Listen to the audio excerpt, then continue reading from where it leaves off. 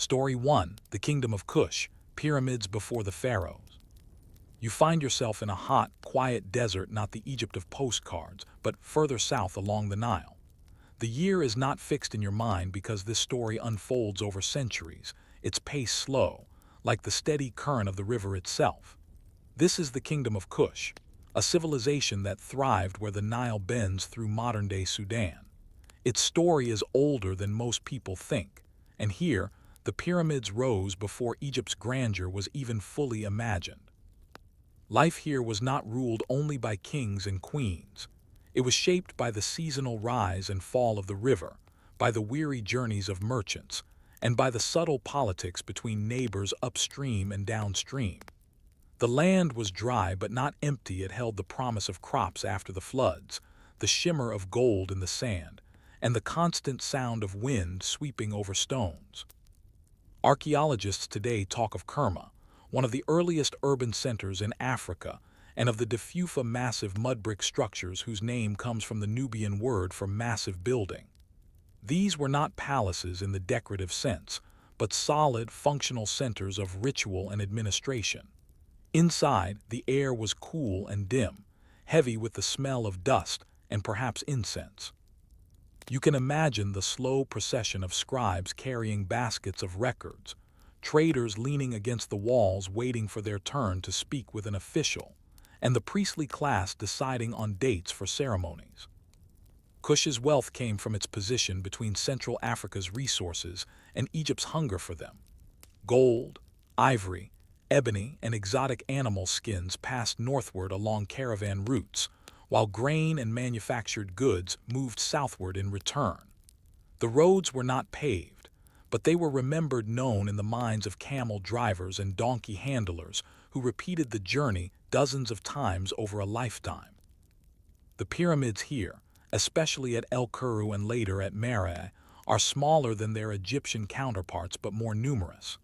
They were built with steep sides and narrow bases, perhaps easier to construct in the local style, and suited to the available stone. Their function was similar: to mark the resting place of rulers and nobles, to serve as a statement of permanence in a shifting desert. But unlike Egypt, Kush's pyramids were not always aligned with the cardinal points. Some were placed at angles dictated by the terrain, as if practicality sometimes outweighed symbolism. The early kings of Kush are not as famous as Tutankhamun or Ramses, but their reign stretched across centuries, each adding layers to the kingdom's resilience. Their names Amenemhotep, Alara, Kashta are difficult for modern tongues, yet they carried weight in their time. They ruled not only by force but by control of trade and the slow, patient collection of taxes. Taxes were not coins but goods, sacks of grain, woven mats, jars of oil. The process of collection was long, involving visits by officials to distant villages, the counting and sealing of storage jars, and careful recording in ink on papyrus or ostraca. Daily life for ordinary people was repetitive but essential. Farmers waited for the inundation to recede before planting. Children learned to herd goats and carry water from the river. Potters shaped jars in the same style their grandparents had used, their fingers tracing patterns that might have been centuries old. Women tended small kitchen gardens in the shade of houses built from mud brick, using every drop of water carefully. There was no hurry in Kushite politics either. Disputes between leaders could take years to resolve, often through a mixture of trade concessions, marriage alliances, and subtle displays of military readiness, troops gathering on a border not to attack, but to remind. Yet behind this calm facade, Kush was not static. Slowly, quietly, its culture absorbed influences from Egypt, but also resisted them. When Egypt was strong, Kush adapted. When Egypt faltered, Kush sometimes expanded northward, even ruling Egypt itself during the 25th dynasty. But that is a later chapter. For now, we are in a time before that, when the pyramids of Kush stood as markers of a civilization that was developing its own rhythm and identity. If you walked through a Kushite marketplace in those early centuries, you would see stalls of grain, baskets of dates, small copper tools, and perhaps a musician playing a lyre. You would hear traders speaking in multiple languages, their words mixing with the bray of donkeys. The smell of baking bread mingled with dust and sweat, and somewhere an official kept a careful count of weights and measures, making sure nothing was cheated. This was not the kind of history where battles are fought in a single day and change everything.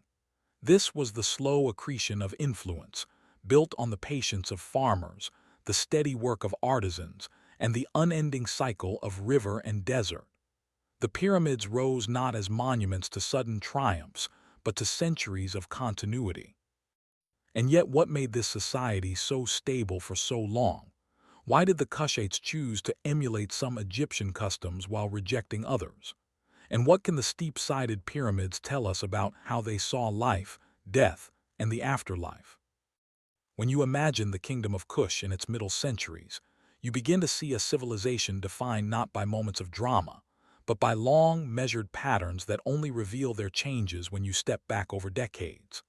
The kingdom's wealth, for example, did not come from sudden gold rushes, but from methodical extraction, grains measured by volume, gold sifted patiently from alluvial sands, trade conducted in calculated increments rather than risky ventures. The river was still the heart of life here. The Nile in this stretch is narrower than in Lower Egypt, hemmed in by rocky banks and flanked by acacia-dotted plains. The seasonal floods were less predictable, and Kushite farmers had learned to diversify their crops: barley for shorter growing cycles, millet and sorghum for drier years, and date palms for longer-term harvests. Agricultural terraces rose in stepped formations along the river's edge, each carefully maintained by extended families, whose land passed down through generations without the need for formal deeds. Religion, too, shaped Kush's daily rhythm, and in these centuries it was in a quiet state of evolution. Egyptian gods had long been known in the south, brought by traders and envoys, yet the Kushites integrated them into a distinctly Nubian worldview. Amen, the god of Thebes, was worshipped here, but often alongside older local deities whose names are now lost to us. At Jebel Barkal, a small mountain rising from the desert temples, were built in alignment with the rock's natural shape, which the Kushites saw as sacred. Offerings were made not with lavish processions but with careful ceremony. Bowls of grain, jars of beer, carved ivory figurines. The role of priests was not to stir the population into fervor, but to maintain the steady link between ruler, people, and divine order. Priests advised kings on the timing of festivals, interpreted dreams, and even participated in matters of state, lending religious weight to political decisions. Their influence was subtle but constant, a reminder that authority in Kush rested not only on earthly control, but on perceived alignment with the cosmic balance. Trade networks extended far beyond the Nile Valley, though most transactions were invisible to the common farmer.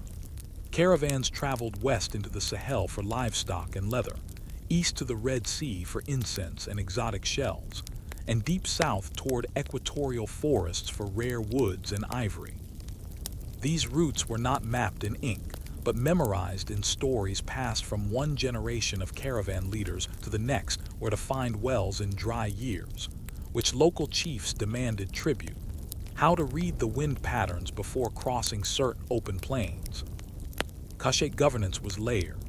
The king, often styled with Egyptian-inspired titles, ruled from the capital, first Kerma, later Napata, but relied heavily on regional governors and local chieftains. Authority was dispersed enough to keep the kingdom stable, yet centralized enough to collect tribute and organize large construction projects. When a pyramid was commissioned for a royal burial, its construction was as much about demonstrating control over resources as it was about honoring the dead. The building process itself was laborious but steady. Workers quarried stone from nearby outcrops, transporting blocks on sledges greased with water to reduce friction. The steep-sided design required less horizontal space and fewer blocks than the massive Egyptian pyramids, yet still demanded careful planning. Teams of masons cut, shaped, and stacked stone under the supervision of foremen, while laborers prepared mud brick for the outer structures and courtyards that often accompanied the burial site. The work was not hurried. A pyramid could take years to complete, and its progress was marked by seasonal shifts in labor availability. Unlike in Egypt, where large numbers of laborers might be mobilized in concentrated bursts, the Kushite approach was more gradual, reflecting both the smaller population base and the kingdom's preference for long-term sustainability over rapid, resource-draining displays. The result was a landscape dotted with many smaller pyramids rather than a few towering monuments. Foreign relations during this period were an exercise in patience. Egypt, often distracted by internal issues or foreign invasions, could not exert constant pressure on Kush. At times, Egyptian rulers sought alliances through marriage or trade concessions, allowing Kush greater autonomy. At other times, tensions flared over control of key trade points. Yet rather than engaging in frequent large-scale warfare, Kushite rulers typically relied on controlled shows of force, marching troops to border forts, reinforcing river crossings, and maintaining watchtowers along caravan roads. These gestures were meant as reminders of strength rather than invitations to battle. In the towns and smaller settlements, life continued at its measured pace. Clay ovens baked flatbreads each morning, fishing boats drifted along the Nile's banks, and artisans turned out the same recognizable pottery shapes: tall-necked jars, flared bowls, painted with geometric bands. Children learned trades early, boys assisting in the fields or workshops, girls in weaving rooms or carrying water jars. Every household kept a small store of grain, a reserve against uncertain harvests. Even the kingdom's justice system reflected its preference for slow resolution. Disputes over land or trade were heard first by local elders. If unresolved, they might be carried to a governor's court. Witness testimony, physical evidence, and reputation all played roles in the outcome. Punishments tended toward restitution, returning stolen goods, compensating damages rather than severe corporal measures. Stability depended on the restoration of relationships as much as the enforcement of law.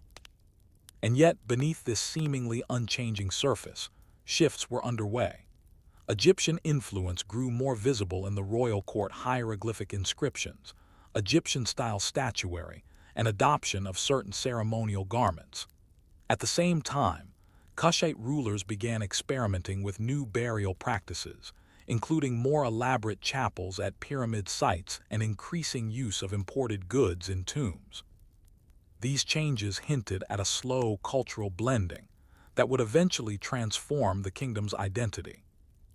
As we look ahead, a question remains. How did a civilization so seemingly cautious and deliberate come to a point where it would not only rival but rule Egypt itself? What combination of patience, wealth, and cultural adaptation prepared the Kushites for that remarkable turn in their history? By the time Kush entered its most powerful phase, the steady rhythms of the kingdom had prepared it for a moment few would have predicted centuries earlier: the rule of Egypt itself.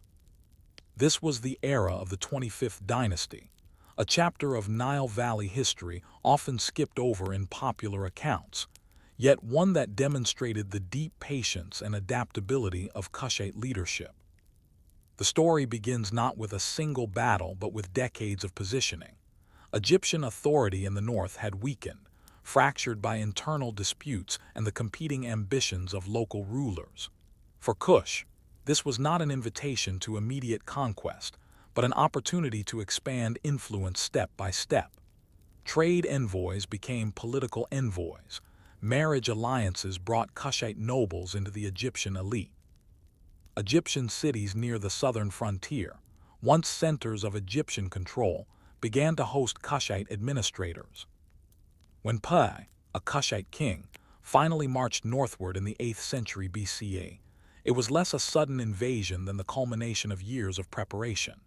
His campaign was decisive but not wantonly destructive. Pi positioned himself as a restorer of order in Egypt, invoking shared religious traditions to legitimize his authority. He visited temples, made offerings to Egyptian gods, and presented himself as the chosen ruler to reunite the two lands, Upper and Lower Egypt. From his capital at Napata, Pe continued to oversee both kingdoms. The union was not seamless. The cultural differences remained clear. Egyptian scribes documented Kushite rule in the familiar forms of hieroglyphs, yet the court at Napata retained many Nubian traditions, distinctive clothing, jewelry styles, and the steep-sided pyramids that marked their royal burials. This blending of cultures was deliberate, a balancing act between Egyptian prestige and Kushite identity. Pe's successors Shabaka, Shebitku, and Taharka extended and defended this control. Taharka, in particular, became a figure of considerable renown.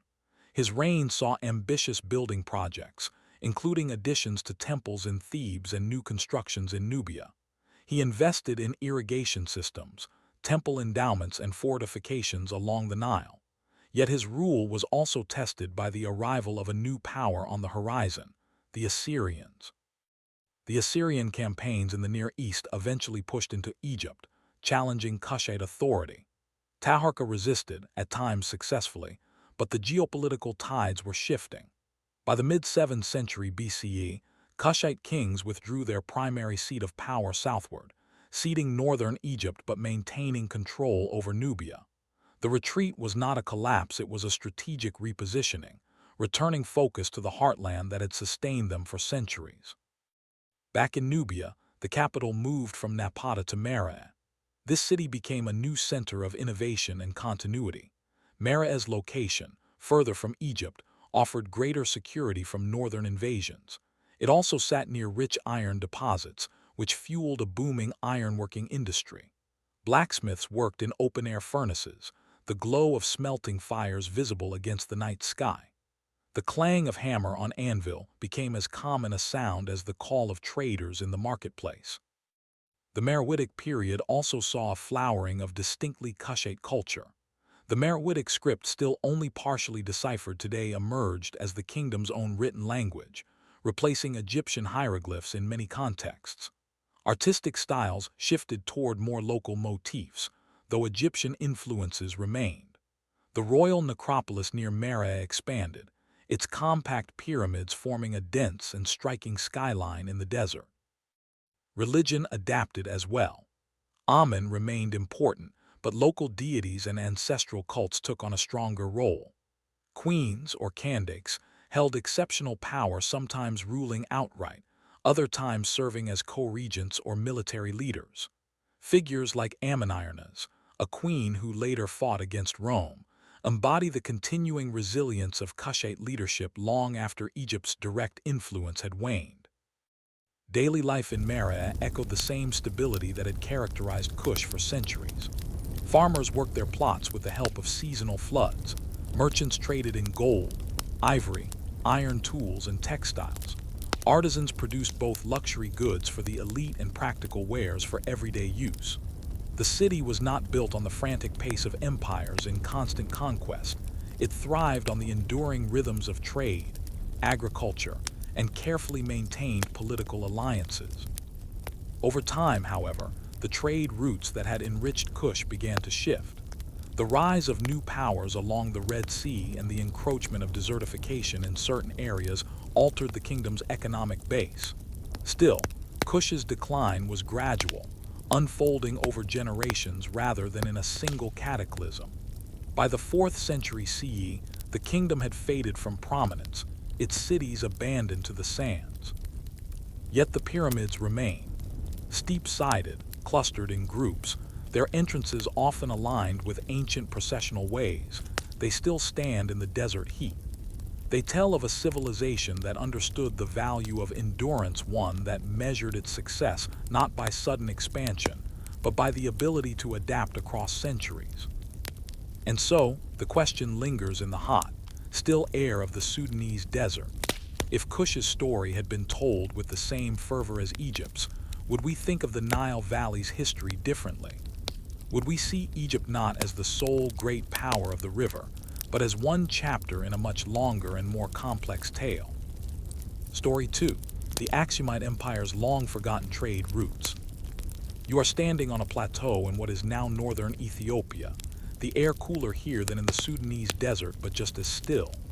The land stretches out in ridges and valleys, green in some seasons, brown and dusty in others. This is Axum, a city that, for centuries, was the center of an empire whose influence extended far beyond what the modern map of Africa suggests. The Aksumite Empire, flourishing between the 1st and 7th centuries CE, was not built on conquest alone. It was shaped by its position at the crossroads of some of the most lucrative trade routes of the ancient world. From its inland capital, goods flowed to and from the Red Sea port of Adulis, connecting Africa to Arabia, India, and the Mediterranean. The routes themselves were not a single road, but a network winding paths through highlands, desert tracks marked by cairns, and seasonal river crossings known only to local guides. Caravans carried ivory, gold, frankincense, and exotic animal skins north to Adulis, where they were loaded onto ships bound for Rome and Egypt, Byzantine ports, and beyond. In return came textiles, glassware, wine, olive oil, and sometimes ideas religious, political, and technological that would leave their mark on Aksumite society. Unlike the monumental desert cities of Kush, Aksum's urban core was marked by steel massive carved stone obelisks, some over 20 meters high, that served as markers for royal tombs and as symbols of authority. Their surfaces were etched with false doors and windows, imitating multi-story buildings. Each was laboriously quarried, shaped, transported, and erected with methods that are still debated today. They were not purely decorative. They were part of a system of political legitimacy, connecting the ruler's authority with the land and its traditions. Life in Axum was closely tied to the rhythms of trade seasons. During the dry months, caravans moved more easily, and the port of Adulis bustled with the sound of sailors speaking multiple languages: Greek, Ge'ez, Arabic, and possibly Sanskrit. Merchants negotiated prices over cups of spiced beer, scribes tallied cargo lists, and porters moved amphorae from warehouse to ship. The smell of salted fish and drying hides mingled with the sharper scent of frankincense resin. The inland journey between Axum and Adulis was not a direct sprint. Caravans followed routes that balanced safety, available water sources, and political stability along the way. Rest stops were more than practical; they were opportunities to exchange news, arrange future trades, and maintain the fragile alliances that kept the routes open. A sudden conflict between two local chiefs could force a detour of weeks, and the empire invested heavily in ensuring the cooperation of communities along the corridor. Religion was another quiet force shaping Axum's place in the world. In its early centuries, the empire's rulers honored multiple deities, some rooted in South Arabian traditions, others in local highland beliefs. Temples dotted the trade roads, where offerings might be made to ensure safe passage. Then, in the 4th century CE, a significant change occurred. King Ezana converted to Christianity, influenced by contact with the Roman Empire and possibly by a Syrian Christian tutor at court. From that point, Christianity became a state religion, and churches began to appear along routes where temples once stood. Ezana's conversion did not disrupt the trade networks. Instead, it broadened them. Axum's Christian identity created stronger ties with Byzantium, which valued the secure flow of goods from the African interior through friendly, coreligionist hands. The empire minted coins bearing Christian symbols, which circulated as far as southern India, silent ambassadors of Axum's influence. Yet the empire's expansion was not simply about moving goods; it was about managing people. Caravans required camel drivers from the lowlands, mule handlers from the highlands, and sailors at Adulis who knew the monsoon winds of the Red Sea and Indian Ocean. Coordinating these groups required an intricate web of agreements, both formal and informal. The empire's scribes recorded tax exemptions for certain traders, decreed safe passage privileges, and tracked the flow of high-value goods for royal accounts. This system, while slow-moving by modern standards, was remarkably resilient. Axum's wealth came not from exhausting its resources quickly, but from sustaining a steady flow of trade over centuries. Each route, each caravan, each market day in Axum or Adulis was a small, almost boring repetition, but together they formed the arteries of an empire. The modern traveler might not recognize the importance of the dusty tracks leading away from Axum today. Many are overgrown, used now only by herders moving their flocks. But in their time, these paths carried more than goods, they carried influence. Along them, Christianity spread into the Ethiopian highlands, diplomatic envoys traveled to and from distant courts, and subtle shifts in the balance of regional power were set in motion. Still, a question lingers in this quiet highland capital.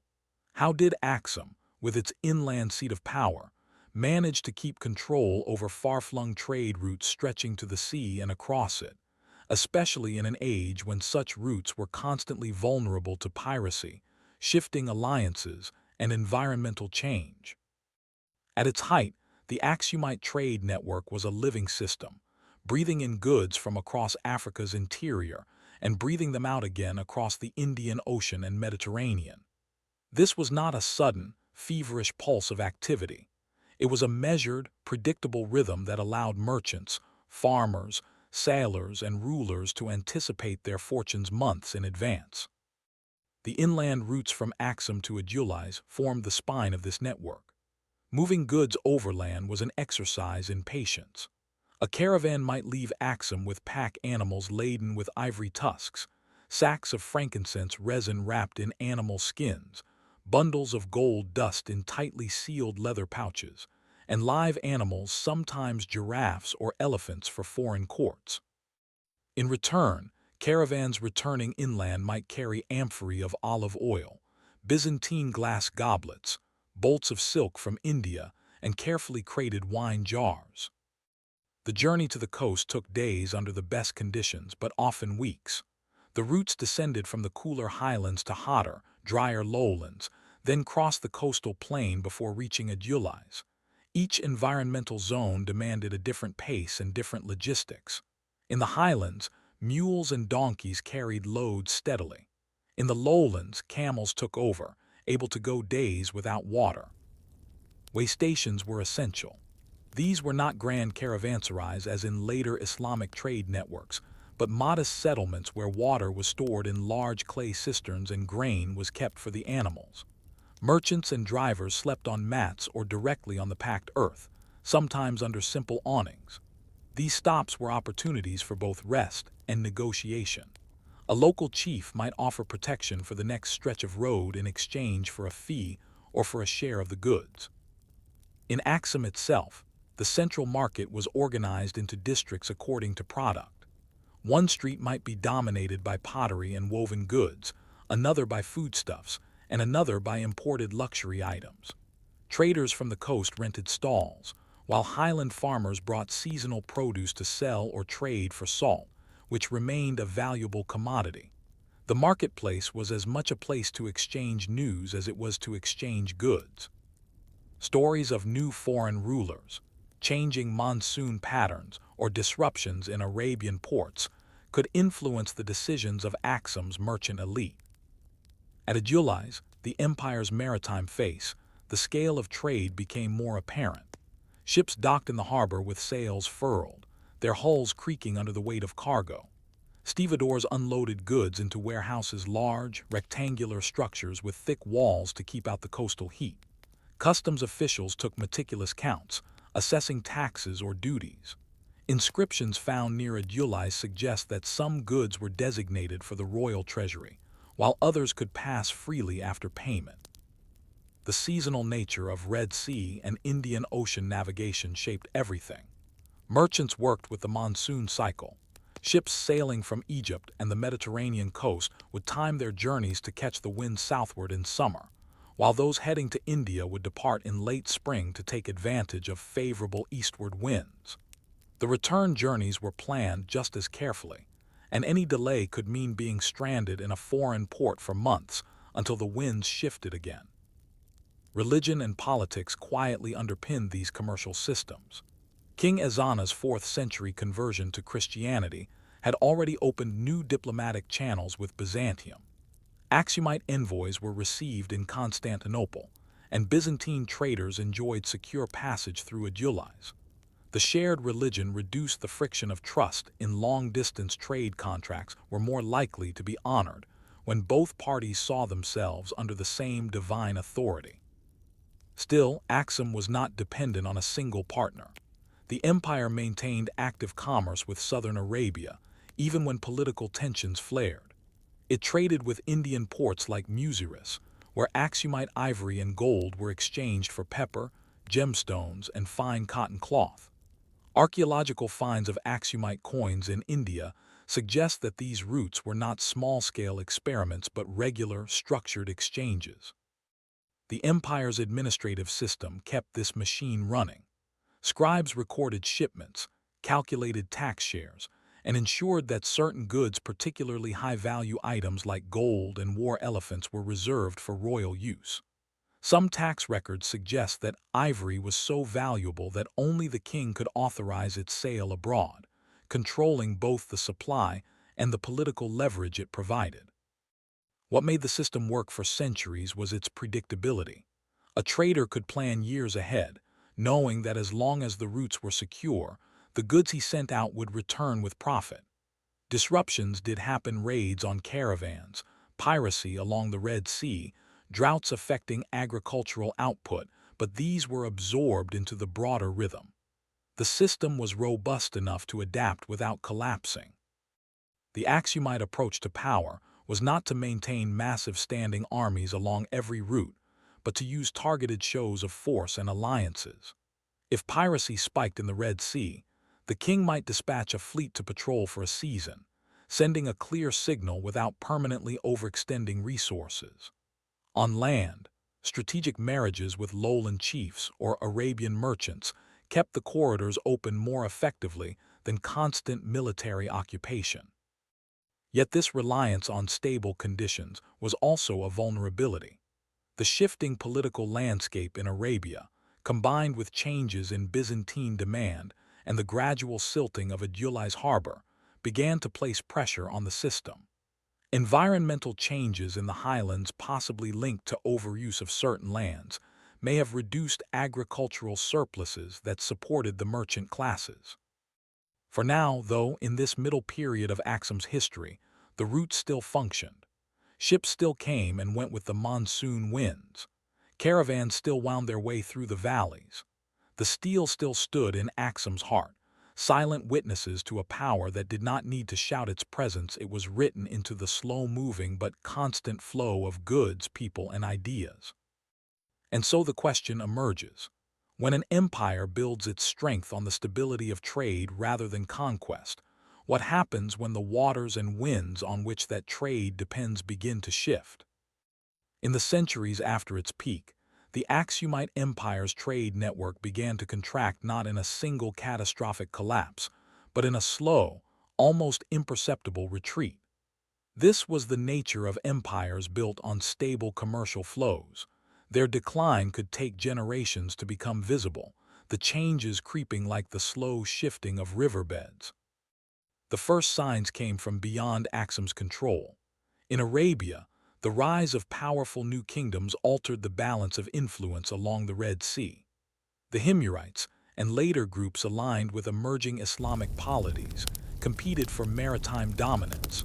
Ports that had once welcomed Aksumite ships now negotiated harder terms or offered preferential treatment to rival traders. Adulis, the empire's vital maritime gateway, began to suffer from a combination of political and environmental changes. Coastal silting may have made the harbor shallower over time, forcing larger ships to anchor farther out and complicating the loading process.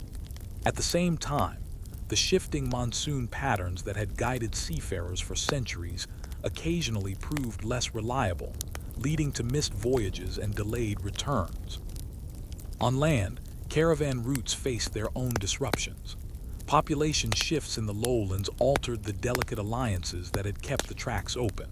Some chiefs began to demand higher tolls or required tribute in goods rather than coin. Others allied with external powers, redirecting trade toward different coastal ports that bypassed Axum's inland capital entirely.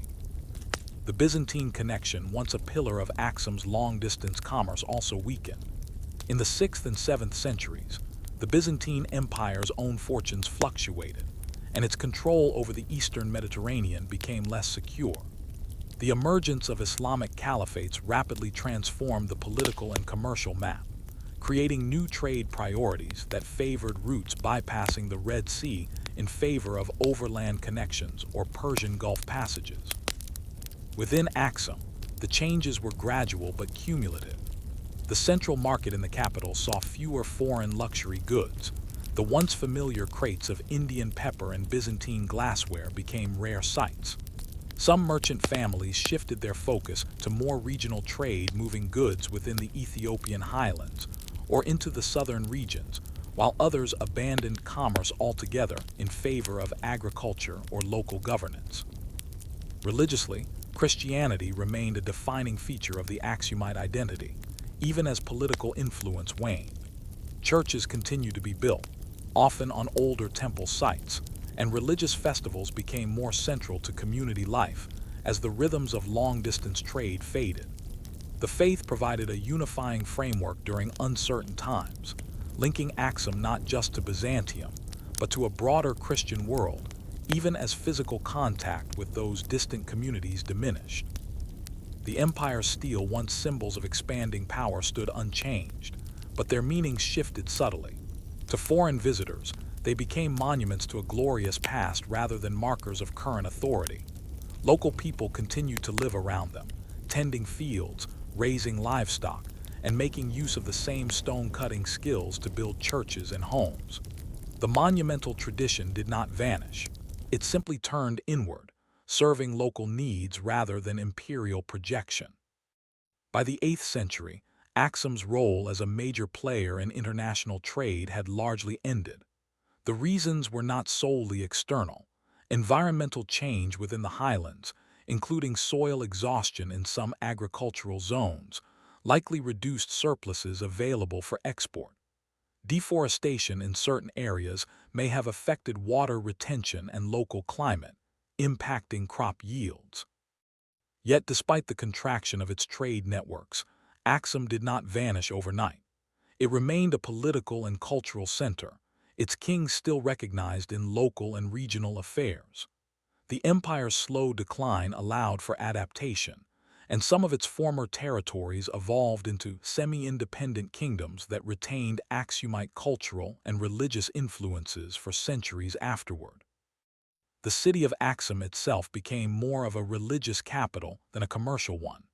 Pilgrims came to its churches, including those claiming to house sacred relics such as the Ark of the Covenant. The trade routes that once carried ivory and gold now carried pilgrims and clergy, their journeys shorter but no less important to the communities they served. By the medieval period, the outlines of the old routes could still be traced in the landscape: faint paths worn into stone, fragments of caravan wells, abandoned storage pits. Oral traditions kept their memory alive, telling of the days when ships from distant lands filled the harbor at Adulis and caravans snaked across the hills toward the highland capital. The fall of Axum as a trade empire was not a story of ruin, but of transformation. The empire's power ebbed like a tide, leaving behind the cultural and religious sediment that would form the foundation of later Ethiopian states. Its coins, still found far from the Horn of Africa, remain quiet witnesses to a time when the highlands spoke to the world through the language of trade. And so, the question rests in the silence of the plateau. If Axum's roots had remained open, if the winds, waters, and politics had favored it for a few centuries longer, would the city have rivaled the great medieval trade hubs of the world? Or was its destiny always to fade into the highland mists, leaving only the carved stones to remember its voice? Story 3. How Meroe's iron furnaces changed the Nile Valley. In the dry savanna north of modern-day Khartoum, the ancient city of Meroe once rang with the sound of hammers on metal, the steady roar of furnaces, and the hiss of bellows feeding flames. It was not the grand capitals of marble or the glittering ports of the Mediterranean that shaped this story, but a quieter, grittier revolution in the heart of the Kushite kingdom, the mastery of iron production. Meroe rose to prominence in the 4th century BCE after the Kushite court shifted its capital from Napata further south. The move placed the kingdom closer to rich natural resources, forests for charcoal, water from the Nile and its tributaries, and crucially, iron ore deposits scattered across the region. Unlike Egypt, where bronze had long been the dominant metal, Meroe developed into one of the earliest large-scale ironworking centers in Africa. The furnaces of Meroe were not towering industrial chimneys, but low, clay-built structures shaped like squat cylinders.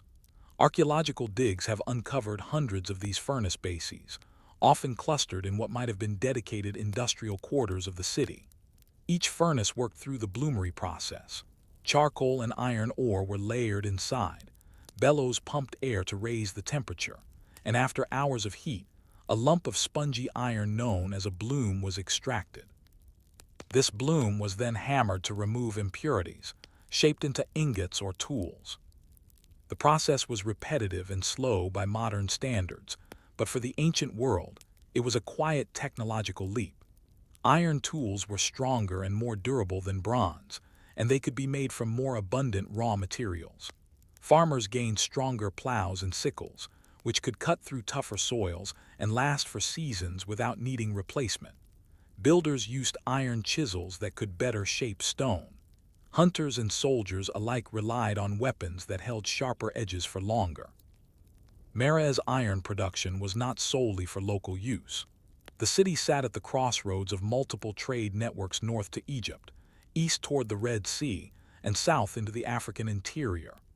Iron goods traveled these routes alongside gold, ivory, and exotic animal skins. In return came imported goods, glassware, beads, wine, and, perhaps most importantly, prestige items that reinforced the Kushite elite's status. The industrial scale of production is still debated, but slag heaps piles of discarded waste from smelting dot the Meroitic landscape. Some estimates suggest that ironworking may have been a year-round activity in certain quarters of the city, with specialized workers dedicating their lives to mastering the skill. This level of organization required a steady supply of charcoal, which in turn depended on controlled access to nearby forests. The ecological footprint of Meroe's iron industry was significant. Charcoal production required constant felling of trees, and while managed carefully at first, centuries of demand may have led to deforestation in surrounding areas. This would have forced charcoal burners to travel farther from the city, increasing the labor and cost of maintaining the furnaces. Even this environmental change happened slowly enough that those living through it may not have recognized it as a long-term problem. Daily life in Meroe balanced between industrial and agricultural rhythms.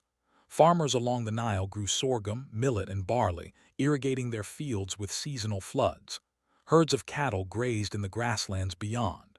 In the city, artisans shaped iron alongside potters, weavers, and jewelers, each trade contributing to the city's wealth. The soundscape was steady but busy. The rhythmic thud of hammering, the low murmur of traders in the market, the rush of the river just beyond. Politically, the kings and queens of Meroe, often known by the title Kandake for ruling queens, used iron production both as a practical resource and a symbol of power. Iron-tipped spears and arrows equipped the royal army, deterring raids and securing trade routes.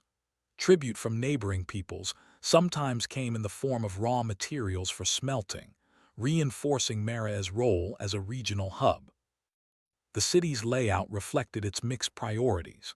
Temples and palaces occupied the central districts, their walls adorned with reliefs depicting rulers, gods, and military victories.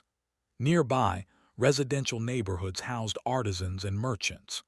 The industrial zones, smoky and noisy, were likely set apart downwind, where the heat of the furnaces could be tolerated without disrupting daily court life. The connection between iron production and Meroe's long-term stability lay in the small, unremarkable changes it allowed. More durable tools meant more reliable harvests. Better weapons meant more secure borders. Trade in iron goods meant a steady inflow of wealth and foreign connections. Unlike conquests or monumental building projects, these were not the kinds of events that chroniclers often recorded. But over centuries, they shaped the kingdom's resilience. And yet, an open question hangs in the haze of the furnace smoke.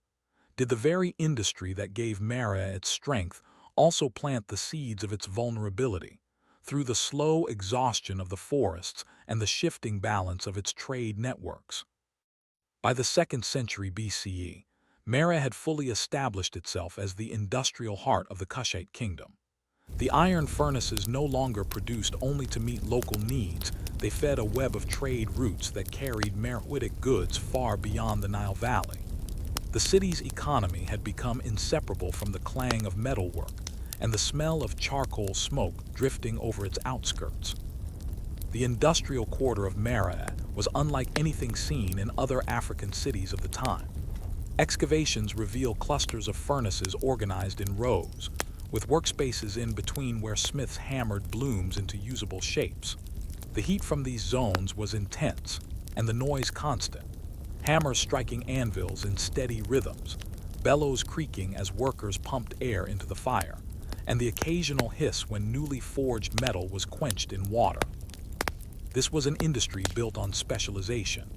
Ore extraction, charcoal production, smelting and smithing were often handled by different groups, each with their own skills and traditions. Ore came from nearby deposits, transported in baskets and sacks. Charcoal burners worked in forested areas miles from the city, felling trees and stacking the wood in carefully arranged mounds before covering them with earth and lighting slow, smoldering fires. Smelters oversaw the furnaces, monitoring temperature by the color of the flames and the sound of the draft through the clay chimneys.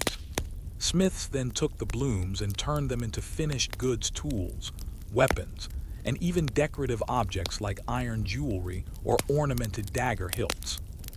Meroitic iron had a reputation for quality. Farmers valued plowshares and sickles that could cut deeper into the soil, making the most of limited rainfall. Builders appreciated chisels and adzes that kept their edge longer than bronze. Soldiers wielded iron spear points and arrowheads that could penetrate armor more effectively.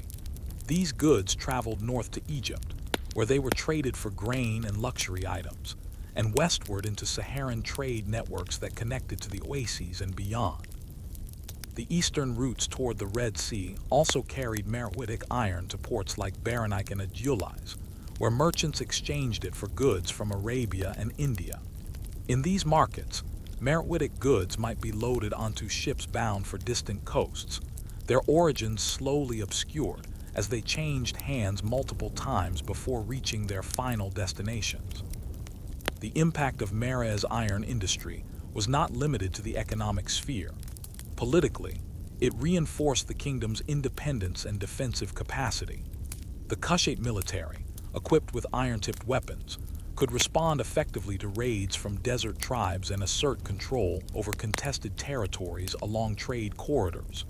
This was not a military power bent on constant conquest, but one that ensured the kingdom's stability and its ability to protect commerce. Ironworking also shaped social structures. Skilled smiths held a respected position, often working under the patronage of elite families or even the royal court. Their knowledge was passed down through apprenticeship, guarded as both a craft and a source of prestige. In some cases, smiths may have also played a role in ritual life. Iron's transformation from raw ore to shining blade carried symbolic weight, representing the mastery of human skill over nature's hidden materials. Yet the industry's demands placed a constant strain on Mara's environment. The need for charcoal drove deforestation in the surrounding savanna. At first, managed cutting and regrowth kept the supply steady, but over generations, the radius from which wood could be gathered steadily expanded. Charcoal burners had to travel farther, transporting their product back to the city along increasingly long and costly routes. This gradual depletion of nearby forests was not catastrophic in a single generation. It was a slow, creeping cost that only became fully apparent over centuries. Meanwhile, the city's dependence on iron trade made it vulnerable to shifts in regional markets. If Egypt's demand fell due to its own production or changing military needs, or if Red Sea trade routes were disrupted by political instability, Meres exports could slow dramatically. Archaeological evidence suggests that by the early centuries CE, some industrial areas were being abandoned, perhaps indicating a contraction in production. Even in this peak period, there were signs of adaptation. Meroitic elites diversified their economy, investing in agriculture, controlling gold mines, and maintaining their role as intermediaries in the ivory trade. Iron was their signature product, but it was not their only source of wealth. Still, it was the iron furnaces that defined the city's image to outsiders. Travelers spoke of its smoke, its ringing hammers, and the skill of its metal workers. As the sun set over Merea, the furnaces glowed red in the dark, their fires banked to keep smoldering overnight. Workers rested in low houses nearby, knowing they would return in the morning to pump the bellows, strike the iron, and keep the slow, steady heartbeat of the city alive. It was a rhythm that had lasted for centuries, yet how long could it continue before the resources that fed it began to dwindle? By the 3rd century CE, Meres' skyline of steep-sided pyramids and tall palace walls still proclaimed the kingdom's power, but the industrial rhythm of its iron furnaces was beginning to change. The clang of hammers still echoed, but not with the same unbroken constancy as in earlier generations. The slow forces of environmental change, shifting trade routes, and political realignments had begun to leave their mark. The ecological strain on the region was one of the most persistent challenges. The need for charcoal, once met by nearby forests, now required journeys far beyond the immediate hinterland. Charcoal burners, who had once operated within a few days' walk, were traveling weeks to reach suitable stands of acacia or other hardwoods. Transporting charcoal over such distances added cost and labor, making iron production more expensive. The process still worked, it just worked more slowly and at a higher cost, a subtle but steady drain on the kingdom's efficiency. Trade patterns, too, were evolving. In Egypt, Roman influence had shifted economic priorities, and local production of iron may have reduced demand for Meroitic imports. Across the Red Sea, political changes in Arabia affected the eastern trade routes. Control of certain ports passed into the hands of powers less interested in Meres iron and more focused on other commodities. The ivory trade, which had often complemented iron exports, continued but with fluctuating demand. Internally, the kingdom adapted where it could. Agricultural production remained strong along the Nile and its tributaries, with farmers still benefiting from the durable iron tools that had once been the city's most transformative product. However, without the same volume of foreign buyers, much of the iron output was now absorbed domestically or traded regionally, a smaller market than the bustling transcontinental exchanges of earlier centuries. Meres rulers, often queens or candates, still maintained their authority, but their strategies shifted. Where once they had projected power through trade, wealth, and military readiness, now they relied more on local alliances, religious legitimacy, and control of remaining economic assets. Temples remained active, and the city's monumental architecture was maintained, but fewer large-scale building projects were undertaken. The balance of resources no longer allowed for both grand construction and the high-volume industrial output of the past. The symbolic power of iron nevertheless endured. In rituals, newly forged weapons were still presented to the royal court as tokens of loyalty. Military parades still showcased iron-tipped spears and armor. Even as the scale of production shrank, the cultural association between iron and the kingdom's identity remained strong. For many in Merea, iron was not just a tool or weapon, it was a symbol of the city's ingenuity and independence. By the 4th century CE, the kingdom faced new external pressures. The rise of the Aksumite Empire to the east introduced a formidable rival in both trade and military terms. Aksum's control over key Red Sea ports further limited Meres' access to lucrative overseas markets. Historical records and later traditions suggest that Aksumite forces eventually campaigned deep into Meroitic territory, hastening the city's political decline. Archaeology offers a quieter, more gradual image of Meroe's end. Industrial zones show signs of reduced activity, fewer furnaces in use, smaller slag heaps accumulating over longer periods.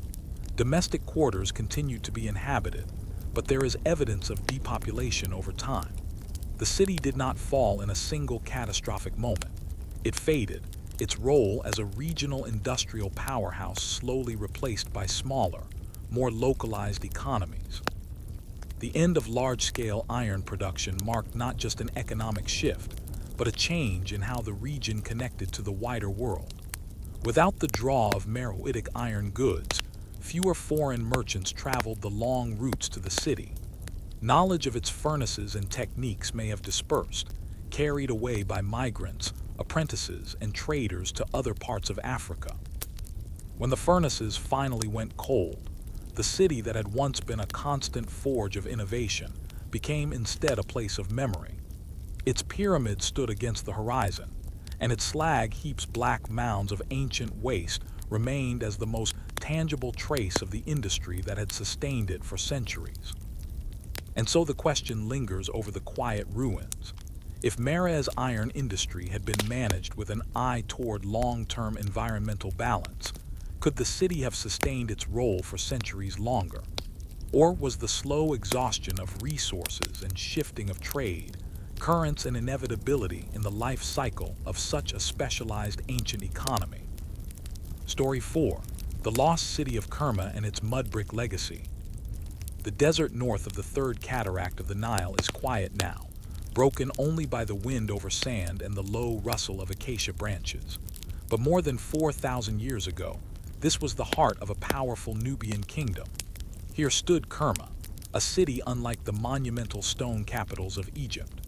Its legacy was built not of granite, but of sun-dried mud brick structures that rose in slow layers, each season's construction adding to what had come before. Kerma emerged around 2500 BCE, when communities in Upper Nubia began consolidating into a centralized political and economic hub. Situated at a bend in the Nile where fertile floodplains met caravan routes from the south and west, the city was ideally placed to control both agriculture and trade.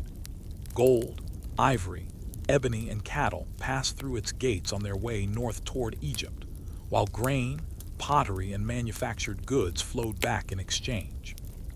The most striking feature of Kerma was the Western Defufa, a massive rectangular building constructed entirely of mud brick. Rising more than 18 meters high, it was the center of ceremonial life and possibly political administration. Archaeologists believe it housed religious functions, its walls once coated in white plaster, its interior rooms cool and dim, sheltering altars, storage jars, and ceremonial objects.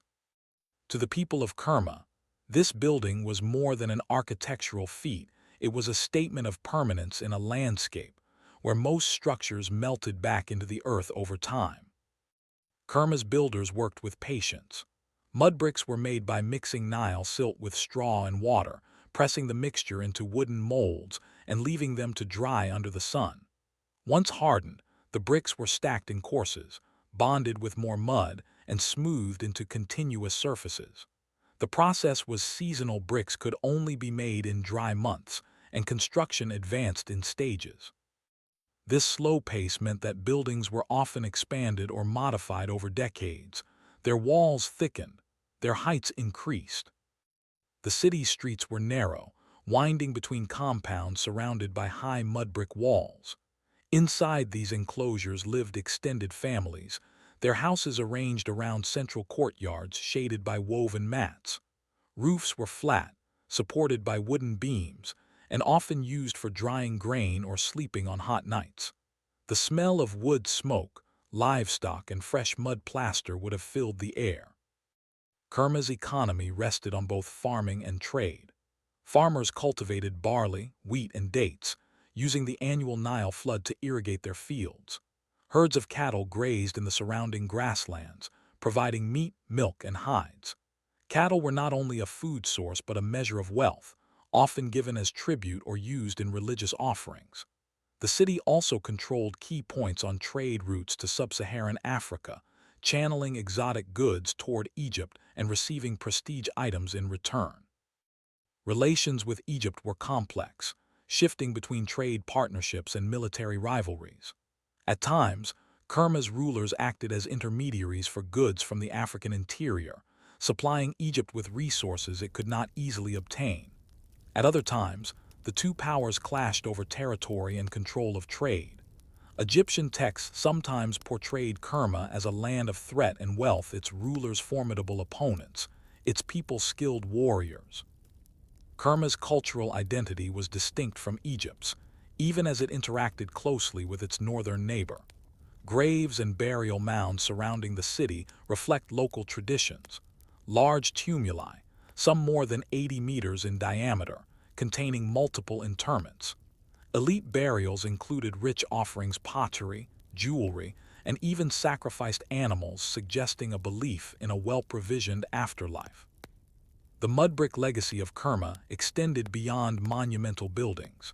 Everyday architecture, homes, workshops, storage facilities was crafted with the same careful techniques, adapted to the needs of the household.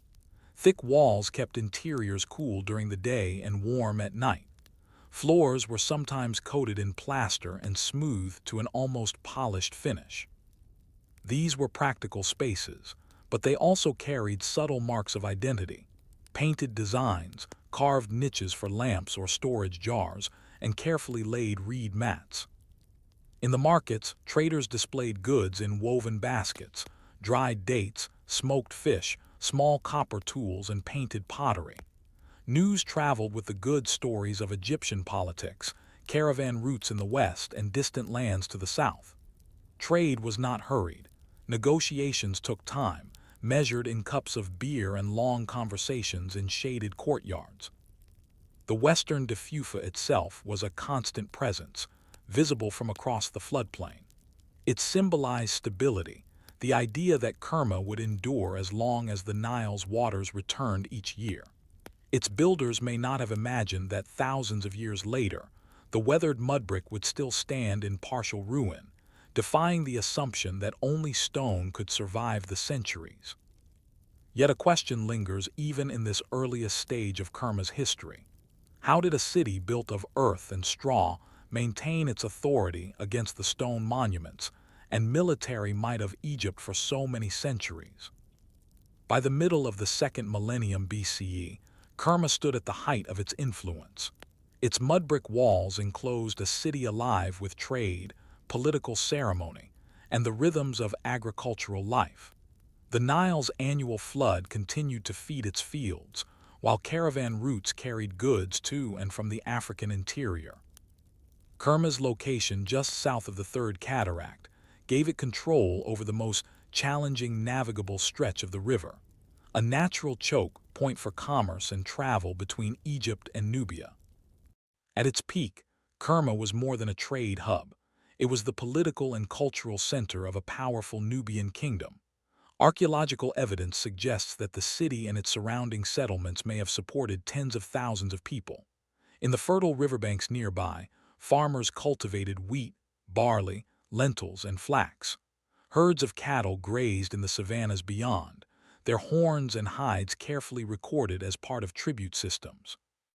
Cattle were not just food, they were symbols of wealth and status, and their imagery appeared in Kerma's art and ritual life. The western Diffufa remained the heart of the city. In this period, its walls may have been maintained and even expanded, with new plaster layers applied and internal chambers renovated. Religious ceremonies, likely involving the offering of grain, beer, and livestock, reinforced the king's authority.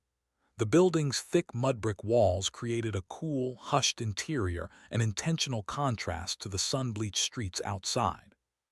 Within its chambers, priests and officials may have met to decide on matters of trade, diplomacy, and the timing of agricultural cycles.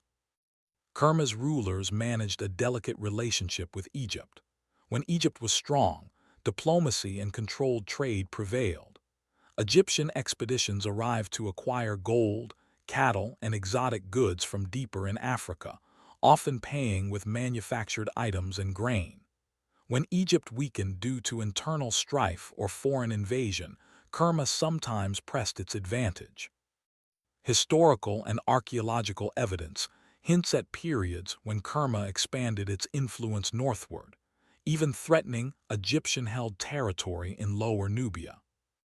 The city's elite burials from this era are striking for their scale and richness. The largest burial mounds, some over 80 meters in diameter, contained multiple human remains along with elaborate grave goods, painted pottery, jewelry of gold and carnelian, copper tools, and sacrificed animals. Some tombs held dozens of attendants, possibly servants or retainers meant to accompany the deceased in the afterlife. These burials reflected not only wealth, but a deeply rooted belief in continuity between the living and the dead. Daily life in Kerma's neighborhoods continued at a steady pace. The city's layout featured narrow lanes winding between high mud brick walls, punctuated by open courtyards. Workshops produced pottery in distinctive Nubian styles, often with black-topped rims and red bodies alongside imported Egyptian wares. Weavers worked at upright looms in shaded courtyards, producing textiles from flax and animal hair. Smiths crafted copper tools, while carpenters shaped wooden furniture and boat parts. Trade was the city's lifeblood, and its routes were varied. To the north, goods traveled along the Nile toward Egypt. Gold from Nubian mines, ivory tusks, ostrich feathers, ebony wood, and animal skins. To the south, caravans ventured toward the African interior, returning with incense, hardwoods, and perhaps even exotic animals for Egyptian and Kermit elites. Westward, desert tracks led to oases where salt and other goods could be exchanged. The pace of this trade was deliberate. Caravans were planned months in advance, and their arrival was an event noted in the city's seasonal calendar. Kerma's military was organized to protect these routes. Warriors equipped with spears, bows, and shields patrolled the surrounding territories. They were not always on campaign, often they served as a deterrent. Their presence along the riverbanks and caravan paths a visible reminder of the kingdom's strength. The military's loyalty to the king was reinforced through a system of rewards, including cattle, land rights, and positions within the royal household. Despite their differences, Egypt and Kerma influenced one another culturally. Egyptian artifacts, scarabs, amulets, and decorated pottery appear in Kerma's archaeological record, while Nubian goods and styles made their way north. The two powers also shared certain religious concepts, though each adapted them to local traditions.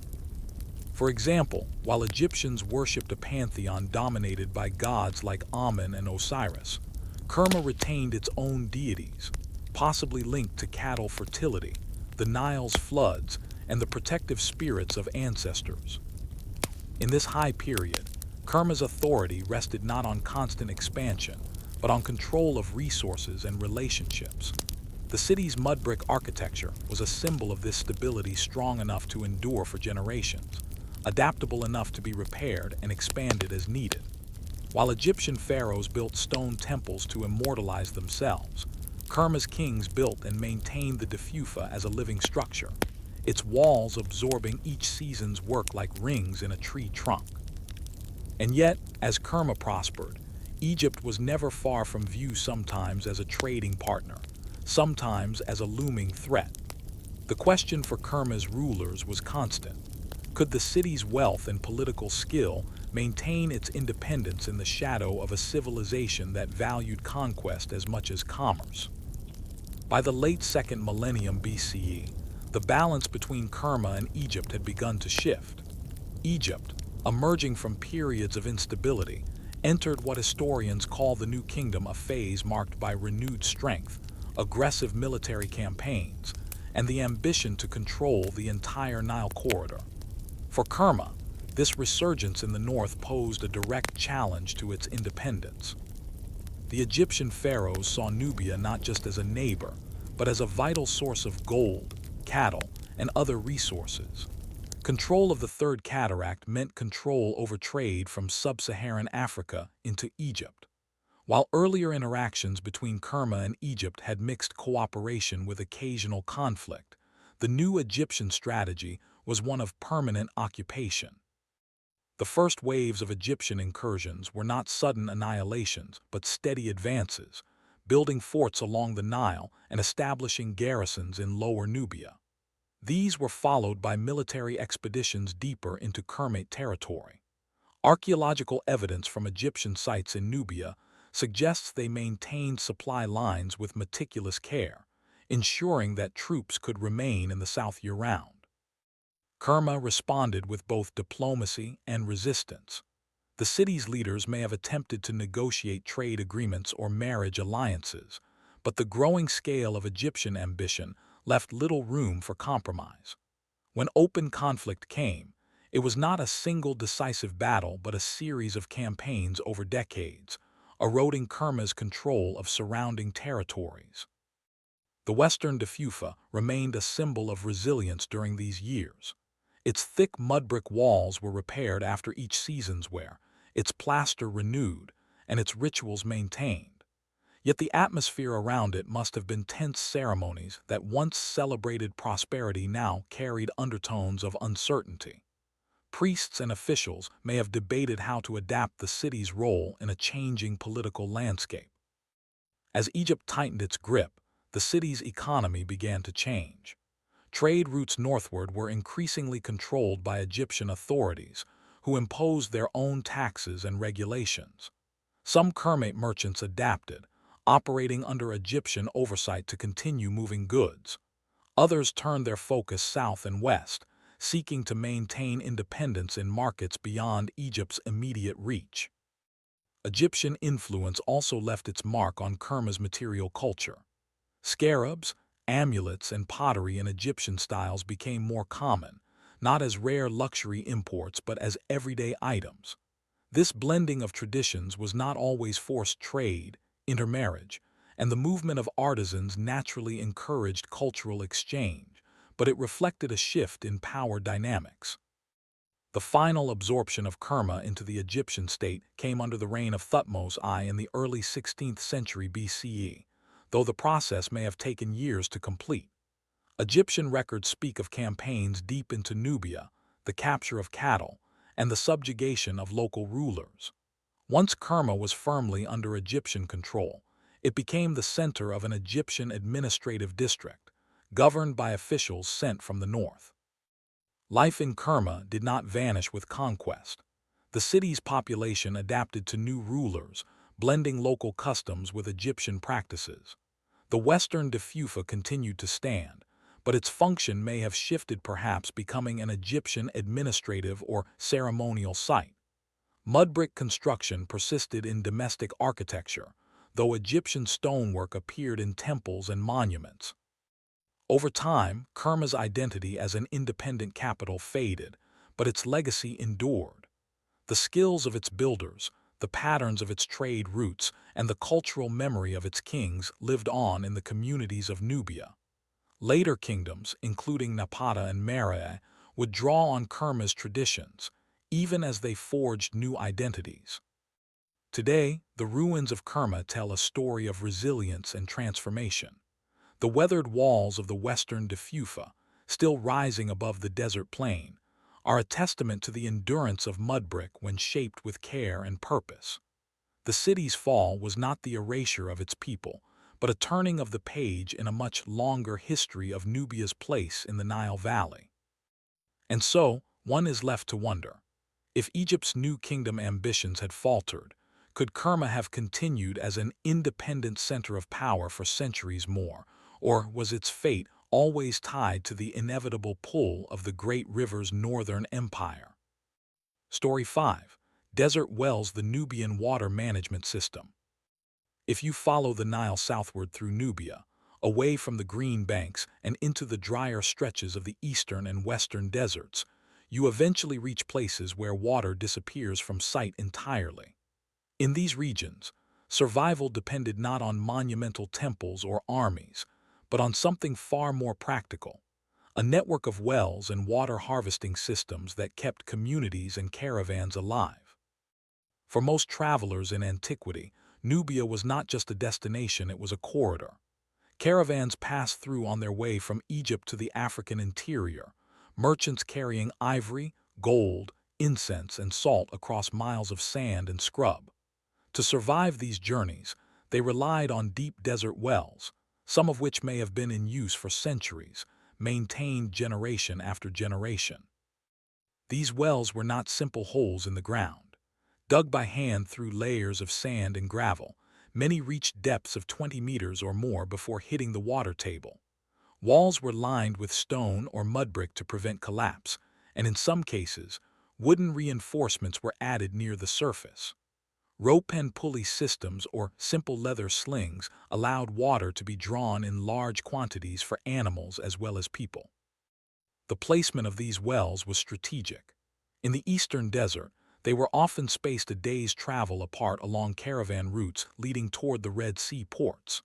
In the western desert, they connected with routes to oases and salt mines.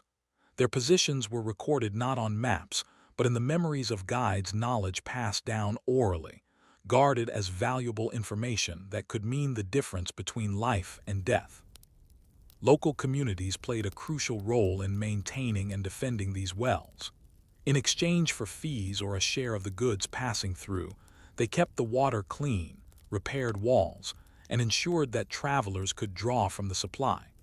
In times of conflict, control of a well could be as decisive as control of a fortress deny an enemy water, and you could halt their advance without a single battle. The wells also served as meeting points. Caravans might camp nearby for a night or two, resting animals and replenishing supplies. Traders exchanged news as well as goods, changes in the Nile flood, political developments in Egypt or Kush, and warnings about raiding parties or impassable routes. These pauses turned remote wells into nodes of social as well as economic life. In some places, especially closer to settled areas, Nubians employed Hafir's large, circular water reservoirs dug into the earth and lined with clay. These caught seasonal rainwater, storing it for months. Hafirs were typically community projects, requiring coordinated labor to dig, seal, and maintain the basin. When full, they provided enough water for irrigation and livestock through the dry season. The engineering behind these systems was modest in appearance but sophisticated in function. In regions where groundwater lay too deep for practical wells, Nubians exploited seasonal wadis, dry riverbeds that briefly flowed after rain. By digging shallow pits in the sandy wadi floor, they could capture subsurface moisture even weeks after the last rainfall. Stones or branches sometimes marked these pits, signaling water's hidden presence to those in the know. Daily life in villages near wells revolved around water collection. At dawn, women and children walked to the well with clay jars balanced on their heads or suspended from wooden yokes.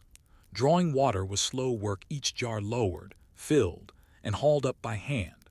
The sound of ropes scraping against stone and the splash of water into jars became part of the daily soundtrack. In the hottest hours, the well might be quiet, then busy again in the evening as herds were brought for watering. Water also played a role in diplomacy. During times of alliance, neighboring groups might share well access freely, cementing trust. In periods of tension, that access could be restricted, forcing caravans to negotiate or pay high tolls. Written Egyptian records from military campaigns in Nubia sometimes mention the capture or destruction of wells as a tactic of control. These desert water systems may not have been monumental in the way of pyramids or temples, but their importance was immense. Without them, the movement of goods, armies, and information across Nubia would have been impossible. They formed an invisible infrastructure, one that required constant care, cooperation, and the practical wisdom of people who had lived with the desert for generations. And yet, a question remains as we picture a lone well in the desert, its shadow stretching long in the late sun. How many of these ancient lifelines still lie buried under the sand, their locations forgotten as the caravans that once relied on them disappeared from history?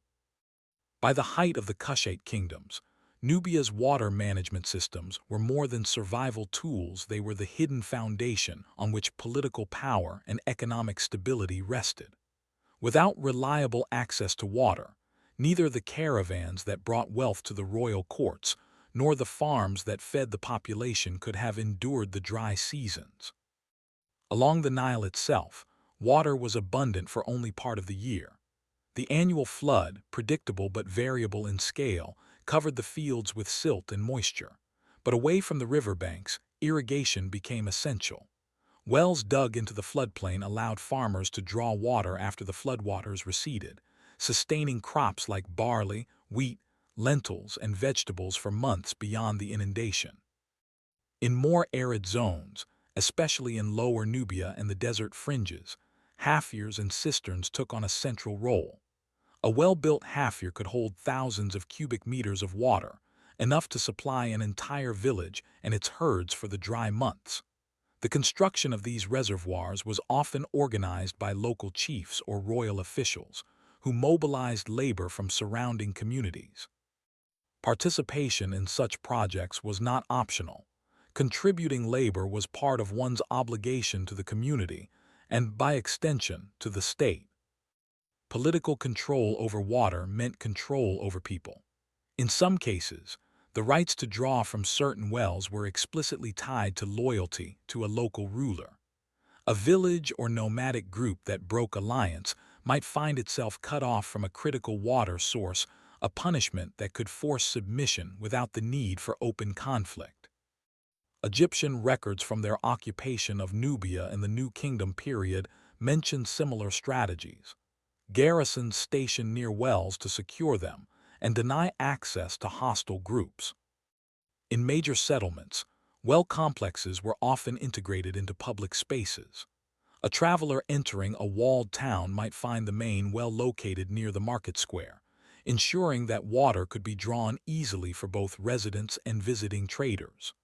The sound of splashing water, the creak of wooden pulleys, and the chatter of people waiting their turn would have been part of the town's daily soundtrack. Even in the capital cities Napata, Merea, and Kerma before them, water infrastructure was crucial. Large-scale iron production in Merea, for example, required significant amounts of water for cooling tools and washing ore, adding to the demands of agriculture, livestock, and household use. Without a reliable system of wells and storage basins, such industries could not have functioned year-round. The Nubians' approach to water management was marked by practical adaptation to varied landscapes. In the rocky eastern desert, wells often had narrow shafts to minimize evaporation and contamination. In the sandy western desert, they dug broader shafts reinforced with stone rings to prevent collapse. Where shallow aquifers existed, they employed canal-like systems sloped underground channels that brought water from higher ground to surface outlets. Water gathering was labor-intensive and, in many communities, a shared daily responsibility. Women and older children often managed household water needs, while men tended to livestock or worked in the fields. Carrying jars from the well to the home could mean walking miles each day, balancing loads with practiced skill. The clay jars themselves were designed to keep water cool, with narrow necks to slow evaporation. Wells were also woven into the cultural and spiritual life of Nubia. Many were considered sacred places, associated with protective spirits or deities. Offerings, grains, beads, or small clay figurines were sometimes left nearby in thanks for water. In oral traditions, certain wells were said to have been dug by legendary kings or blessed by divine intervention. Such stories reinforced the importance of preserving and respecting these lifelines. For traders and travelers, the placement of wells dictated the rhythm of movement. Caravans timed their journeys to ensure they reached a water source before nightfall. Some wells had attached shelters or enclosures where animals could be tied and fed. In busy seasons, especially after the harvest, wells on major routes might be surrounded by a temporary encampment of merchants, herders, and craftspeople, turning an otherwise isolated spot into a transient hub of activity. The maintenance of these systems was constant. Silt had to be removed, walls repaired and ropes replaced. Communities often scheduled such work during cooler months, when agricultural demands were lighter. The knowledge of how to dig, line, and maintain a well was passed down through families, and skilled well diggers were in demand across the region. But the same networks that sustained life could also be points of vulnerability. In times of war, rival powers, whether Egyptian armies, desert nomads, or later Aksumite forces, targeted wells and haffirs to weaken their enemies. Filling a well with sand, collapsing its walls, or poisoning its water could cripple a settlement without a single sword drawn. By this stage in Nubia's history, the control and upkeep of water systems was no longer a purely local matter, it was part of the state's infrastructure.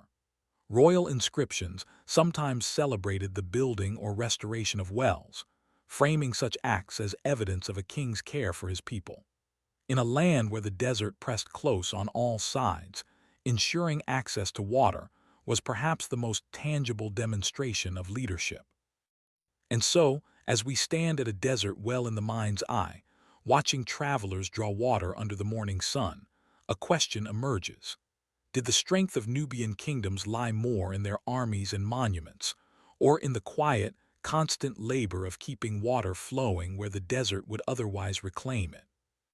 By the later centuries of Nubia's ancient kingdoms, the desert wells, haffirs, and water channels had become as much a part of the cultural landscape as the Nile itself. They were not monuments meant to awe visitors, nor temporary improvisations for desperate travelers. They were long-lived systems, passed down, adapted, and rebuilt by each generation. The continuity of these water networks was remarkable.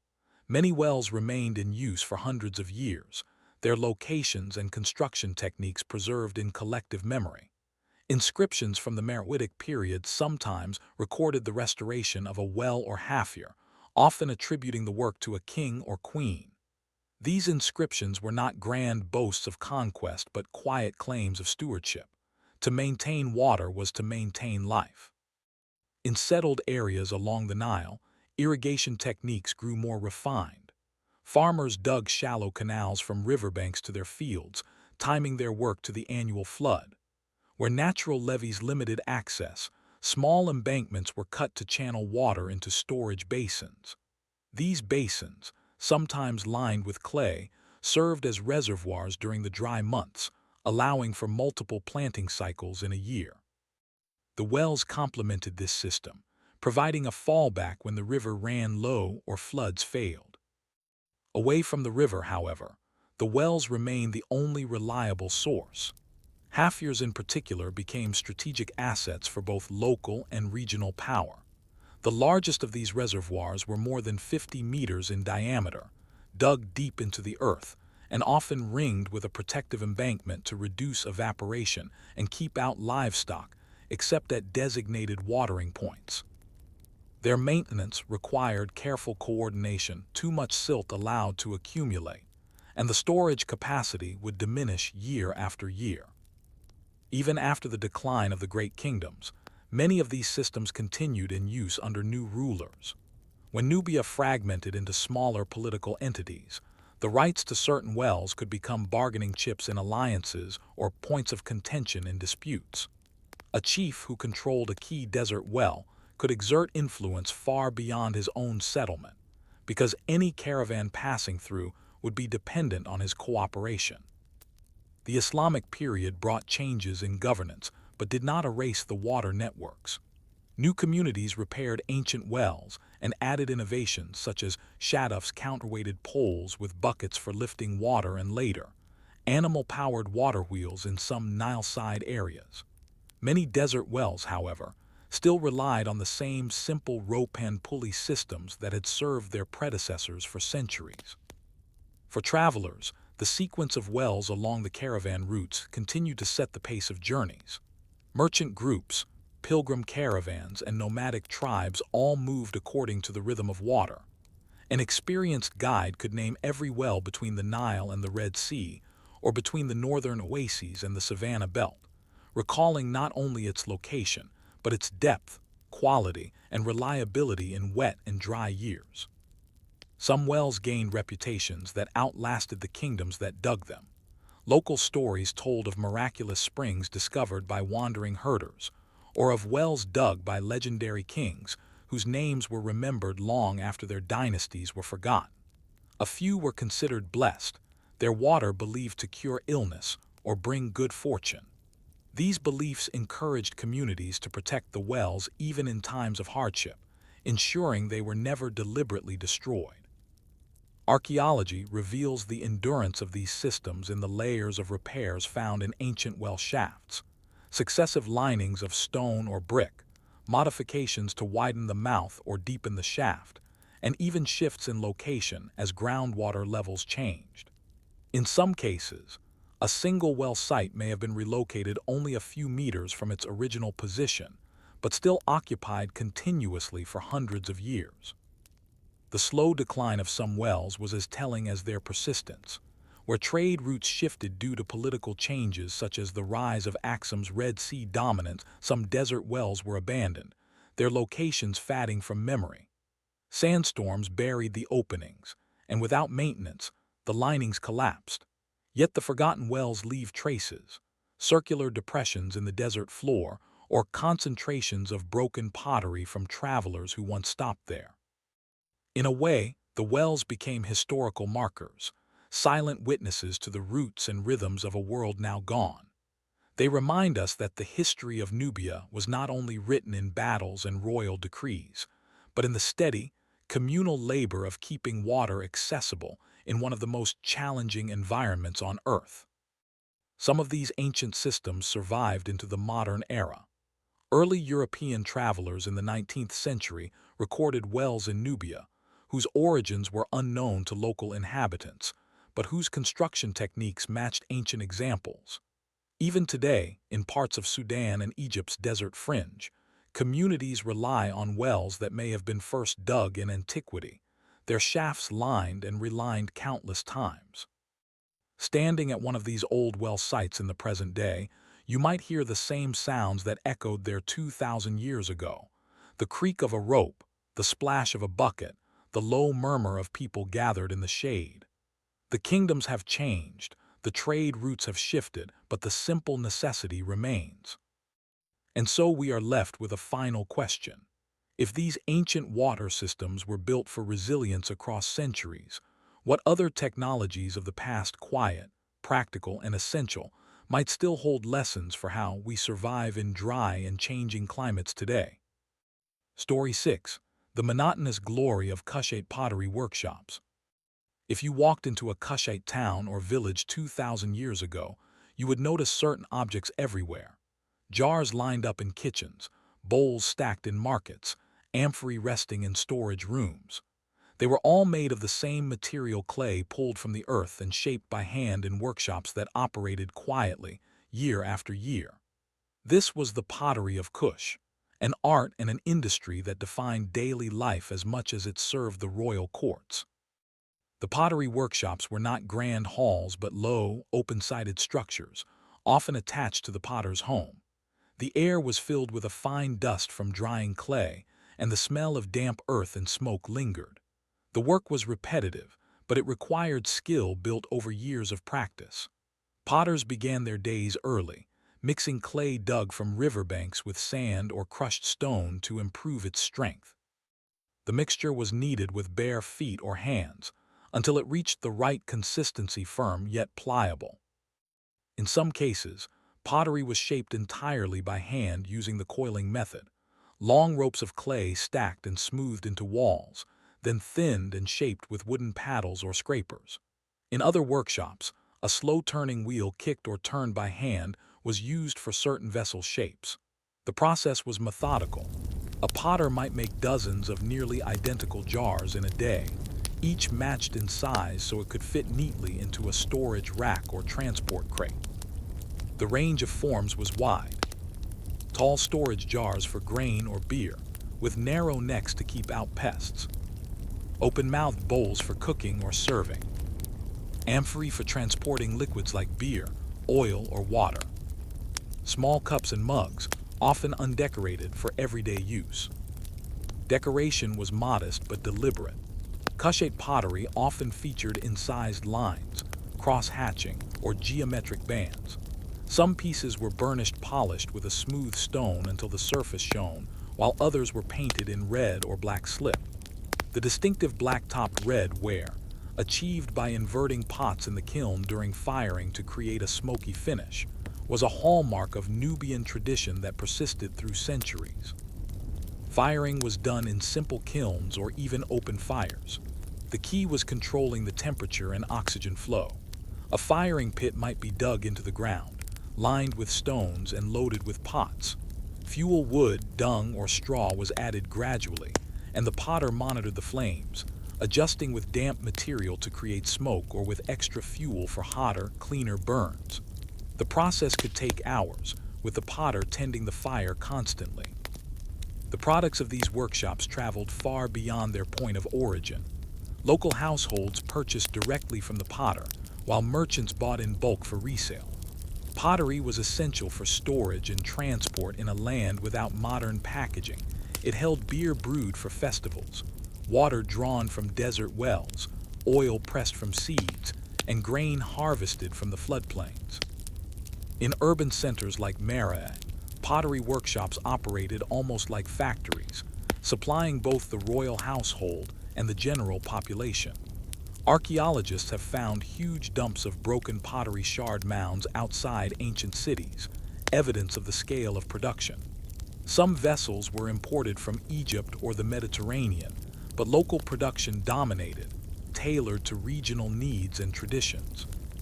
Pottery also played a role in ritual life. Special vessels were made for offerings in temples, often more finely decorated than everyday ware. Funerary pottery accompanied the dead into tombs, providing symbolic sustenance for the afterlife. These pieces might carry painted motifs, stylized plants, animals, or abstract patterns that linked the vessel to religious beliefs. The life of a potter was steady but not glamorous.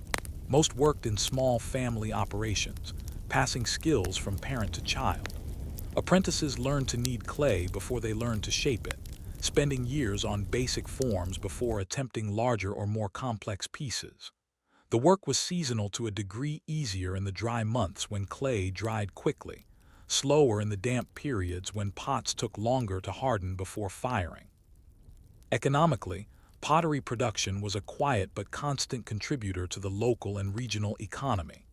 Unlike gold mining or iron smelting, it did not demand massive resource inputs, and its products were always in demand.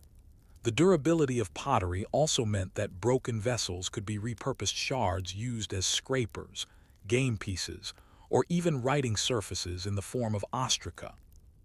In the larger picture of Kushite history, pottery workshops rarely appear in inscriptions or royal propaganda. Yet they underpinned nearly every aspect of life: trade, agriculture, domestic storage, religious ritual, and long-distance transport. Without them, the infrastructure of daily survival would have been impossible. And so, as we imagine a quiet workshop at dusk, the last pots of the day cooling by the fire, the potter wiping clay from his hands, it is worth asking, in the grand sweep of history, are the enduring shapes of these vessels not as telling as the pyramids and palaces that have long since fallen silent? By the middle centuries of the Kushite kingdom, particularly during the Napatan and Meroitic periods, pottery production reached a level of scale and sophistication that turned it from a craft into a defining cultural industry. The hum of workshops was a constant in towns and villages, the shaping of clay as much a part of the soundscape as the lowing of cattle or the call of traders in the marketplace. The demand was steady, even predictable. Pottery was used in every household for cooking, storage, and serving, in farms for carrying water and storing grain, in temples for offerings and libations, and in trade for transporting goods across long distances. The vessels themselves were consumables subject to breakage, chipping, and where so potters could count on repeat customers. Organization of production. In larger towns, pottery production was often clustered. Streets or quarters might be known informally as the potter's district, where multiple families worked side by side. Some specialized in functional wares, storage jars, cooking pots, transport amphorae, while others produced higher quality or decorated vessels for elite or ceremonial use. The work was not industrial in the modern sense, but it had a rhythm akin to small-scale manufacturing. Clay mixing in one area, shaping and smoothing in another, drying racks in the sun, and kilns or firing pits nearby. Trade and distribution. Merchants bought pottery in bulk, often at seasonal fairs or directly from the workshops. River transport allowed large quantities to be moved downstream or upstream, packed carefully in reed mats or baskets to protect them during the journey. Certain forms, like the tall, narrow jars used for beer, became recognizable markers of Kushite trade, found in archaeological sites far from their place of manufacture. Pottery was cheap enough to be accessible, yet valuable enough to be worth moving across long distances if the shape and size met specific storage needs. Technical refinement. By this period, potters had refined their firing techniques. Black-topped red ware, a tradition inherited from earlier Nubian cultures, continued to be produced with skill, the color achieved by inverting vessels in the kiln at a critical moment to restrict oxygen flow. Burnishing became more common for everyday vessels as well, both for aesthetic appeal and to make the surface more resistant to moisture penetration. Some workshops experimented with imported styles, especially from Egypt and the Mediterranean. Egyptian blue-painted pottery and Roman amphorae served as models, but Kushite potters adapted these forms to local tastes, simpler decoration, slightly thicker walls, or modifications to suit regional cooking styles. This blending of influences created a distinctive look, recognizably Kushite yet aware of broader trends in the ancient world. Economic role. Pottery's role in the Kushite economy was not flashy, but it was foundational. Unlike luxury goods such as gold or ivory, pottery circulated constantly and in every social stratum. Even the royal court relied on it, though their vessels might be more finely made and decorated. Pottery production provided stable work for artisans, apprentices, and laborers, and it supported secondary trades like clay mining, fuel gathering, and transport. Ceremonial and funerary uses. Pottery also maintained an important place in Kushite ritual life. In temples, certain vessels were used exclusively for libations to deities, their forms standardized over generations. In funerary contexts, pottery was a constant presence. Bowls for food offerings, jars for beer or water, and miniature vessels placed as symbolic provisions for the dead. These were not necessarily ornate, but their presence was culturally essential, a sign of care and continuity. Daily workshop life. A typical day in a pottery workshop during this peak period began at dawn. Clay prepared the day before would be ready for shaping. Apprentices might begin with simple tasks, rolling coils, smoothing surfaces, while master potters worked on more complex forms. By midday, the sun would be high, and drying vessels would be carefully rotated or moved to shaded spots to prevent cracking. In the afternoon, fuel for the kilns was gathered, bundles of wood, dried dung, or reeds. Firing might continue into the evening, with potters tending the flames and adjusting fuel to achieve the right temperature. Over time, certain potters' marks or decorative patterns became local signatures. Customers could recognize the work of a particular family or district by the way a rim was shaped, the thickness of a base, or the precision of a burnished surface.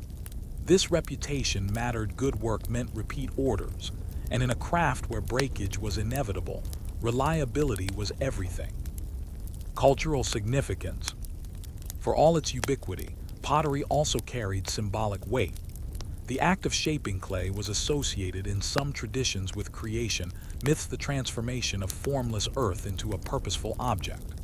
Potters, though not elite figures, occupied a respected role as makers of things that everyone needed. Their craft, though repetitive, connected them to a long line of ancestors who had worked the same material with similar tools. At the peak of this industry, pottery from Kush was not just a functional product, it was a cultural marker. Its forms, finishes, and decorations were part of a shared visual language that tied together urban centers, rural villages, and distant trade partners. The vessels themselves became carriers of identity, moving silently across borders with the goods they contained. And yet, as we look at this flourishing moment, another question forms. Could such a deeply local and hands-on industry survive unchanged in the face of shifting political powers and foreign trade goods, especially when imported pottery began arriving in greater quantities along the Nile? By the later Meroitic period, pottery production in Kush still hummed along in its familiar rhythm, but the world around it was changing. New trade links brought in foreign goods, including mass-produced ceramics from the Mediterranean world, and political shifts gradually altered both the scale and nature of local demand. Yet, despite these pressures, Kushite pottery persisted, adapting in some ways, holding fast in others. Foreign influence and competition. Imported pottery from Egypt, the Levant, and later, the Roman world began appearing in Nubian markets in increasing quantities. These vessels often had thinner walls, more standardized shapes, and glossier finishes. For elite households and temples, foreign wares carried a certain prestige. A Roman amphora was more than just a container, it was a statement of connection to a broader Mediterranean network. But imported pottery was expensive and, for most households, impractical. It was not necessarily better suited to local cooking styles or storage needs, and replacing a broken imported vessel could be difficult. As a result, local pottery retained its dominance in daily use, even as foreign pieces appeared as decorative or ceremonial items. Kushite potters adapted selectively. Some workshops began copying popular imported forms, such as narrow amphorae or delicate cups, while using local clay and traditional firing methods. These imitations were not exact replicas, thicker walls, slightly different proportions, but they met the taste for novelty without abandoning familiar techniques. Shifting economic patterns. The decline of centralized royal authority in the later Meroitic period affected pottery production indirectly. Large state-sponsored projects, such as temple construction or royal provisioning, became less frequent, reducing demand for high-quality ceremonial pottery. Trade routes shifted as regional powers rose and fell, and certain pottery types tied to caravan traffic became less common. However, domestic demand remained strong. People still needed cooking pots, storage jars, and water vessels. In rural areas, production became even more localized, with small workshops supplying only their immediate communities. Urban workshops, meanwhile, diversified their output, making not only traditional wares but also small clay figurines, gaming pieces, and simple oil lamps, all of which found ready buyers. Persistence of traditional forms. One of the most striking aspects of late Kushite pottery is the persistence of certain forms over centuries. The black-topped red ware tradition, for example, continued well into the later periods, even as other styles shifted. These vessels were not simply aesthetic choices. Their form and finish were practical, the burnished surface making them less porous and more resistant to liquids. Decorative traditions also held steady in many places. Incised geometric patterns, wavy lines, and cross-hatching remained common, though the execution sometimes grew simpler, perhaps reflecting shorter production times or reduced training for apprentices.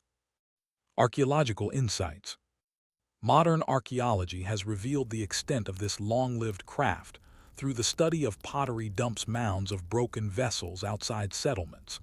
Some of these heaps accumulated over centuries, layer upon layer of discarded wares, each stratum telling a quiet story about changing tastes, trade patterns, and daily life. In urban Meroe, the sheer volume of pottery fragments suggests that production continued on a large scale until the very end of the kingdom. In rural sites, smaller dumps show a more modest, steady output, often with forms unchanged for generations. Cultural continuity beyond the kingdom. Even after the fall of Mara around the 4th century CE, pottery traditions rooted in the Kushite period endured. Later Nubian kingdoms, such as Nobatia, Makuria, and Alodia, inherited both the techniques and many of the vessel shapes of their predecessors. In some cases, the continuity was so strong that archaeologists must rely on subtle differences in clay composition or decorative detail to date a piece. The symbolic and practical place of pottery in Nubian life remained secure. It was still the container for grain in rural households, the vessel for water drawn from desert wells, the jar for brewing local beer. It was still given in marriage dowries, used in temple offerings, and placed in tombs for the dead. The long view. From the perspective of a modern visitor to a museum, a row of Kushite pots may seem repetitive, even monotonous variations on the same shapes and finishes across centuries. But that repetition is the key to understanding their role. Pottery was not about novelty or individual artistic expression. It was about reliability, utility, and continuity. The fact that a jar made in the 3rd century BCE looks almost identical to one from the 3rd century CE is a testament to a system that worked and did not need changing. Standing at the end of this long tradition, we can imagine the last Kushite potters working much as their ancestors had, kneading clay by hand, shaping walls with practiced motions, burnishing a rim until it shone. They would have known foreign styles, new materials, and shifting political realities, but the essence of their craft remained. And so, the question lingers. In a world that so often celebrates innovation, is there not also something profound in the crafts that choose not to change, surviving not by transformation, but by constancy? Story 7. Sand and Silence, the Caravan Roads of Ancient Nubia. If you stood at dawn on the edge of the Kushite desert, you might hear it before you saw it. The muffled thud of hooves in sand, the soft creak of leather saddles, the hollow clink of jars against each other in their padded baskets. Then the caravan would emerge, camels or donkeys in single file, their handlers wrapped in long robes against the morning chill, moving slowly but steadily along a path worn by centuries of use. The caravan roads of ancient Nubia were not accidental trails. They were lifelines, linking the Nile Valley to the deep interior of Africa, and through it, to the Red Sea and beyond. These routes carried more than goods, they carried news, ideas, and people. Yet they were not grand roads paved with stone. They were tracks through sand and gravel plains, marked only by the faint lines of countless journeys and the occasional stone cairn. Geography and necessity. Nubia's geography dictated the need for these caravan roads. While the Nile was the main artery for north-south travel, it could not reach the gold mines, incense groves, and ivory-rich regions far to the east and south. The deserts, hot, dry, and vast, stood between the kingdom and those resources. Caravans made it possible to cross them, carrying back goods that would feed both the economy and the prestige of the Kushite kings. The main caravan routes connected the Nile Valley to the eastern deserts and the Red Sea coast. Others led southward into what is now Sudan and beyond, linking Kush to sub-Saharan Africa. Each route was defined by its wells or water points, without which travel was impossible. These wells, some natural springs, others dug and maintained by hand, were spaced according to the endurance of the animals used. The animals of the road. Early caravans often used donkeys, hardy and able to survive on sparse forage, but relatively slow and limited in the loads they could carry. The introduction of the camel to Nubia, likely by the early centuries BCE, transformed the caravan trade. Camels could carry heavier loads, travel longer without water, and handle the heat of the day with less strain.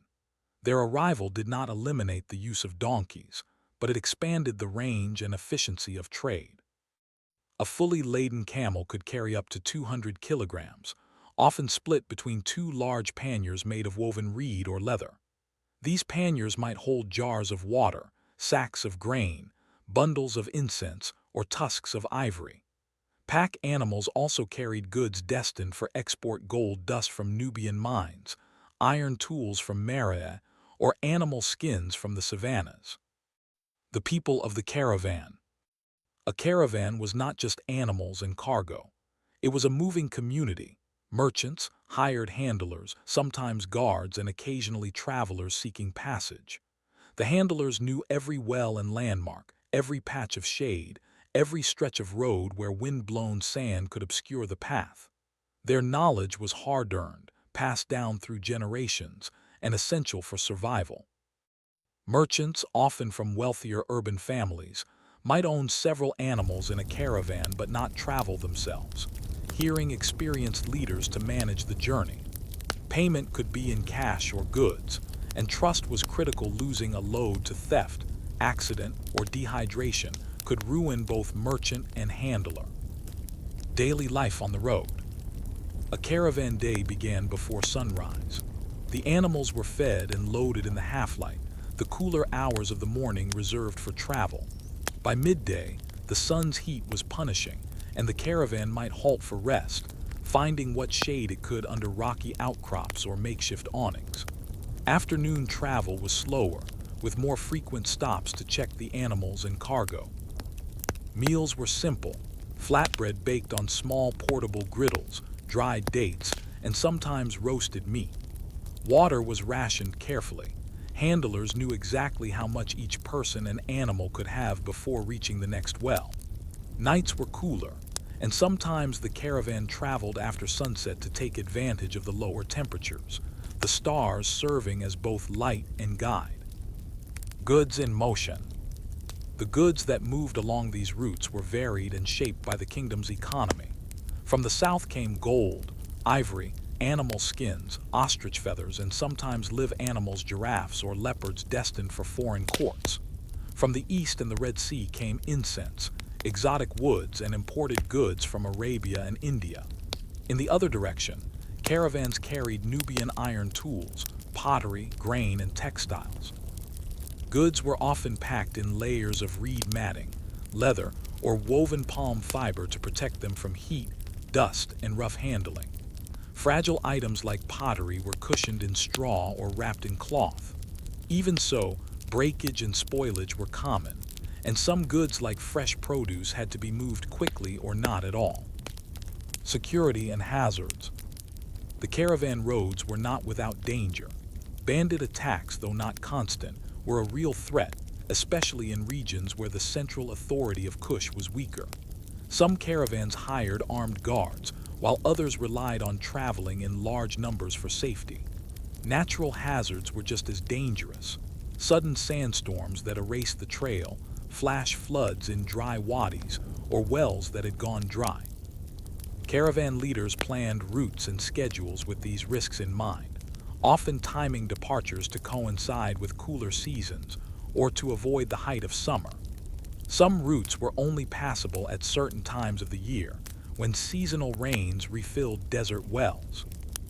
The caravan as a connector. Beyond the movement of goods, caravans connected people. Traders brought news from distant towns, told of market prices, political changes, and foreign visitors. Craftsmen might travel with caravans to find work in remote settlements, and religious pilgrims used the routes to reach sacred sites. Over time, certain waypoints along the roads became permanent settlements, caravanserais where travelers could rest, buy supplies, and exchange goods. These places were social hubs as much as logistical ones, their fires burning into the night as travelers shared food and stories under the stars.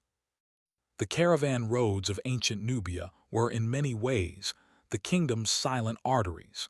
They carried the lifeblood of commerce and culture, their paths invisible from the air but etched deep into the memory of those who walked them. And yet, as the sun sets on a caravan moving slowly into the distance, one wonders how many of these routes so carefully mapped in the minds of their travelers would still be remembered if the trade they supported were to falter. By the height of the Meroitic period, the caravan roads of Nubia were not just survival routes, they were the invisible framework on which the kingdom's economy and diplomatic influence rested. This was the era when the flow of goods and people reached its peak, when the long lines of animals in the desert were as much a sign of prosperity as the gleaming temples along the Nile. A web of routes. The best-known routes radiated from the Nile Valley, where the capital at Meria and other major towns acted as hubs. From these hubs, roads led east to the Red Sea, following tracks through the eastern desert toward ports that connected Kush to Arabia, India, and the Mediterranean via maritime trade. South to the savannas, crossing grassland and woodland to reach gold fields, iron ore deposits, and hunting grounds for ivory and exotic animals. Westward into the desert, toward oases that linked to trans-Saharan trade networks. North along the Nile, integrating with Egyptian and later Roman trade routes.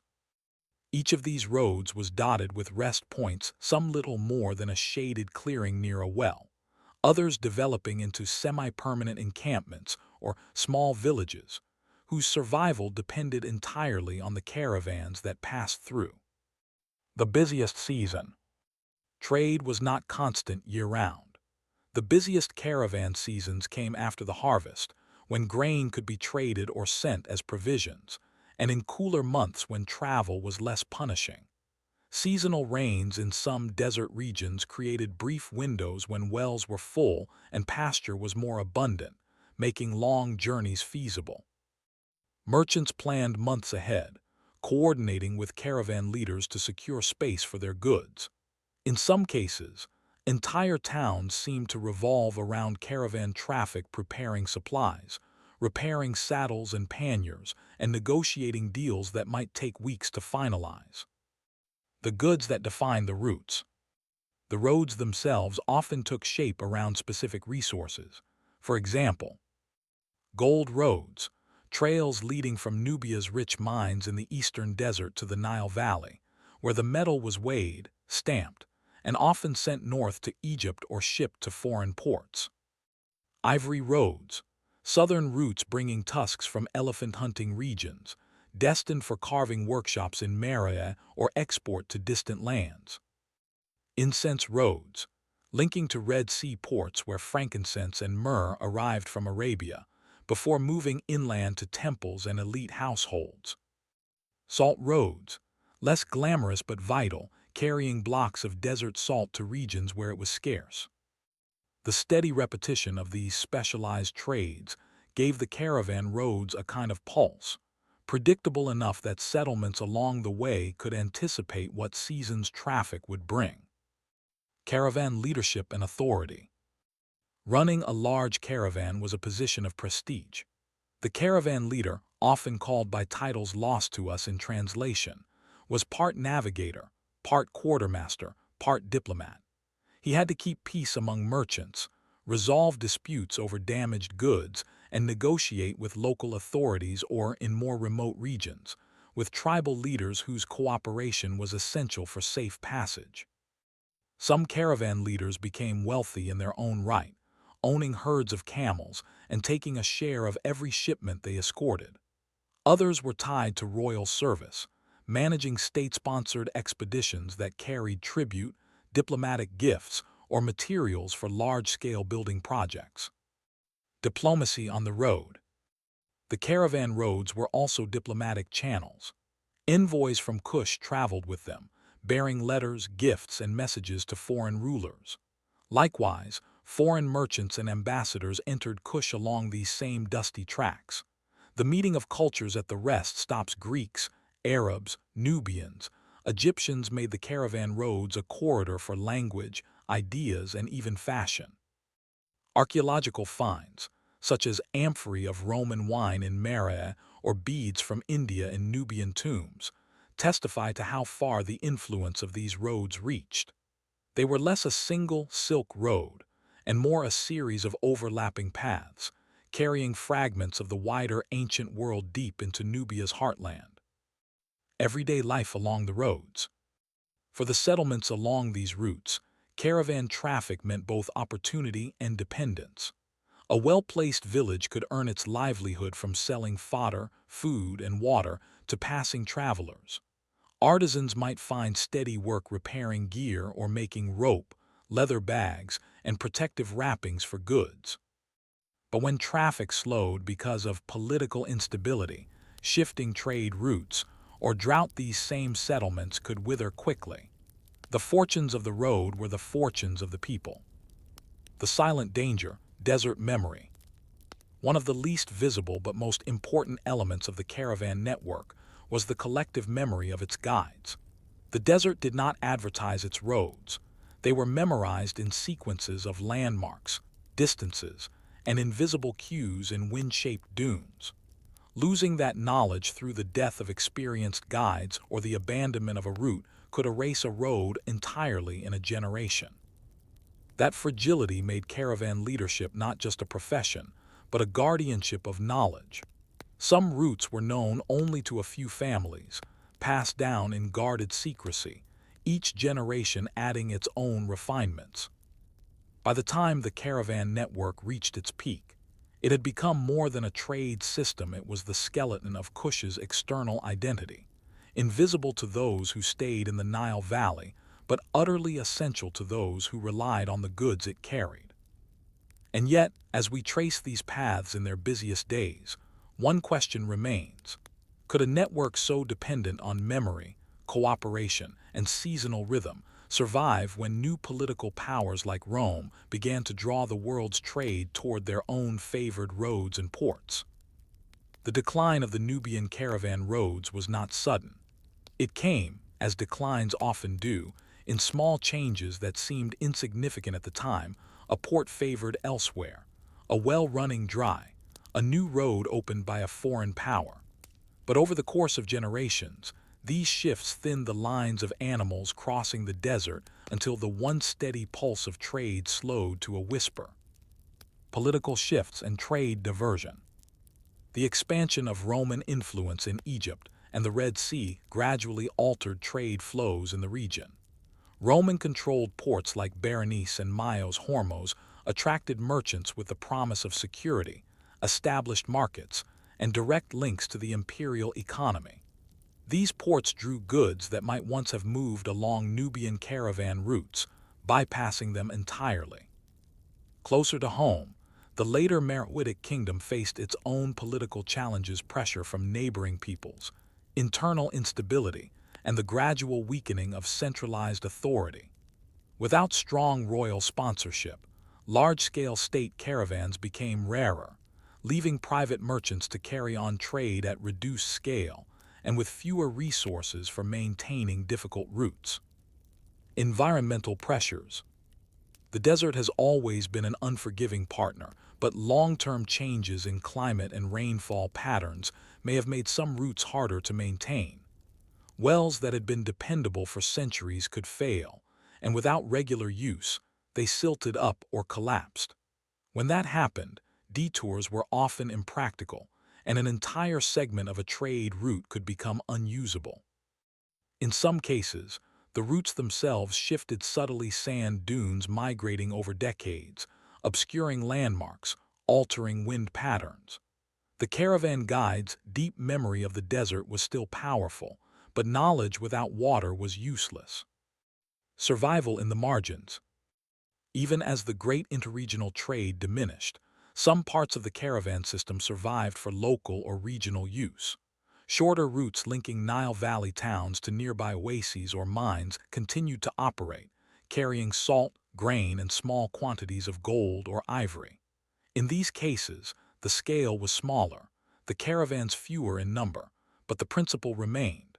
The road existed as long as people needed what lay at its other end. These smaller caravans became more rooted in local economies, with merchants relying on established relationships and barter as much as coin.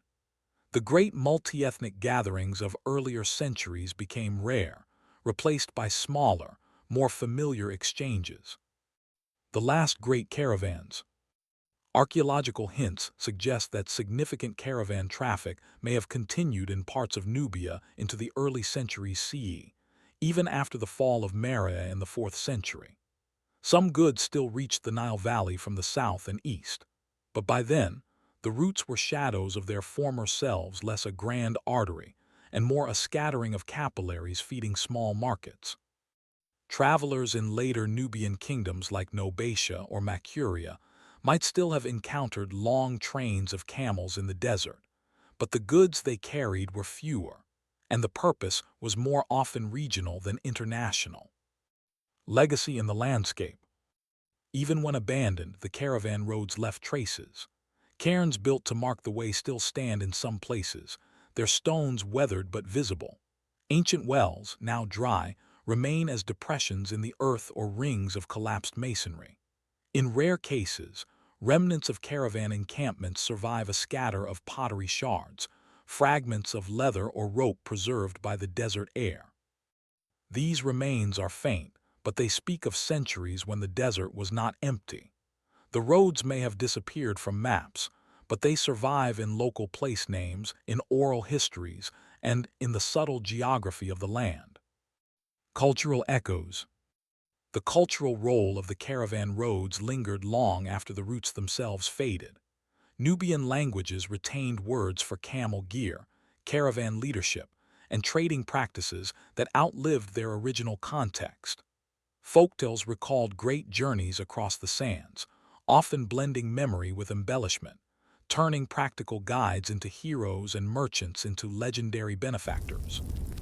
Even in later centuries, when new political and economic systems arose in the Nile Valley, the idea of the desert as a connector, not just a barrier, endured.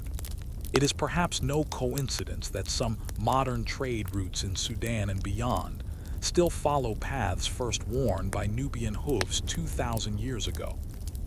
Reflection on the long road. The story of the caravan roads is not one of sudden disappearance, but of transformation.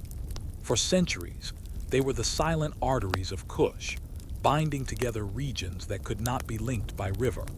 Their decline was part of a larger pattern: the shifting of trade toward maritime routes, the reorientation of economies toward new centers of power. Yet to see their end only as a loss is to miss their enduring legacy. These roads fostered cultural exchange, supported communities, and embedded a knowledge of the desert into Nubian identity. They were as much about the people who walked them, the animals who carried their burdens, and the invisible bonds of trust and memory, as they were about the goods they transported. And so, as we imagine the last great caravan vanishing into the horizon, its bells fading into silence, we might ask, how many of the connections we now take for granted will one day be remembered only in traces, stone cairns in a sea of sand, and stories told by those who still walk the old paths? Story 8. The Stonecutters of Jebel Barkal, a monumental monotony. The sandstone cliffs of Jebel Barkal rise from the Nubian desert like the prow of a ship, their warm tones shifting with the sun's arc from pale gold to deep rust. To the kings of Kush, this rocky outcrop was more than a landmark. It was a sacred place, a home of gods, and the heart of royal legitimacy. Here, temples rose, carved with care and covered in reliefs that spoke the language of power. And behind these monumental facades lay the quiet, repetitive labor of the stonecutters. A sacred landscape. Jebel Barkal's location at the Fourth Cataract made it a natural focal point for trade, travel, and religion. Long before the Kushite kings made it their capital in the 8th century BCE, Egyptian pharaohs of the New Kingdom had recognized its significance, building temples in honor of Amun and other deities. When the Nubians reclaimed and expanded the site, they inherited not only its sacred architecture, but also the responsibility to maintain and enlarge it. This meant stonework: slow, noisy, exhausting stonework. The quarrying process. The sandstone used at Jebel Barkal and surrounding temples came largely from nearby quarries, some just a short walk from the building sites. Stonecutters worked in teams, often family-based groups whose skills passed from one generation to the next. Their tools were simple: copper or bronze chisels for finer work, dolerite hammerstones for rough shaping, wooden wedges for splitting blocks, and rope or reed measuring lines to keep dimensions consistent. To extract stone, the workers first cleared away, overburdened the loose sand and rock above the desired layer. Then they scored deep grooves along the edges of the block they wanted to remove. Wooden wedges, soaked in water, were hammered into these grooves.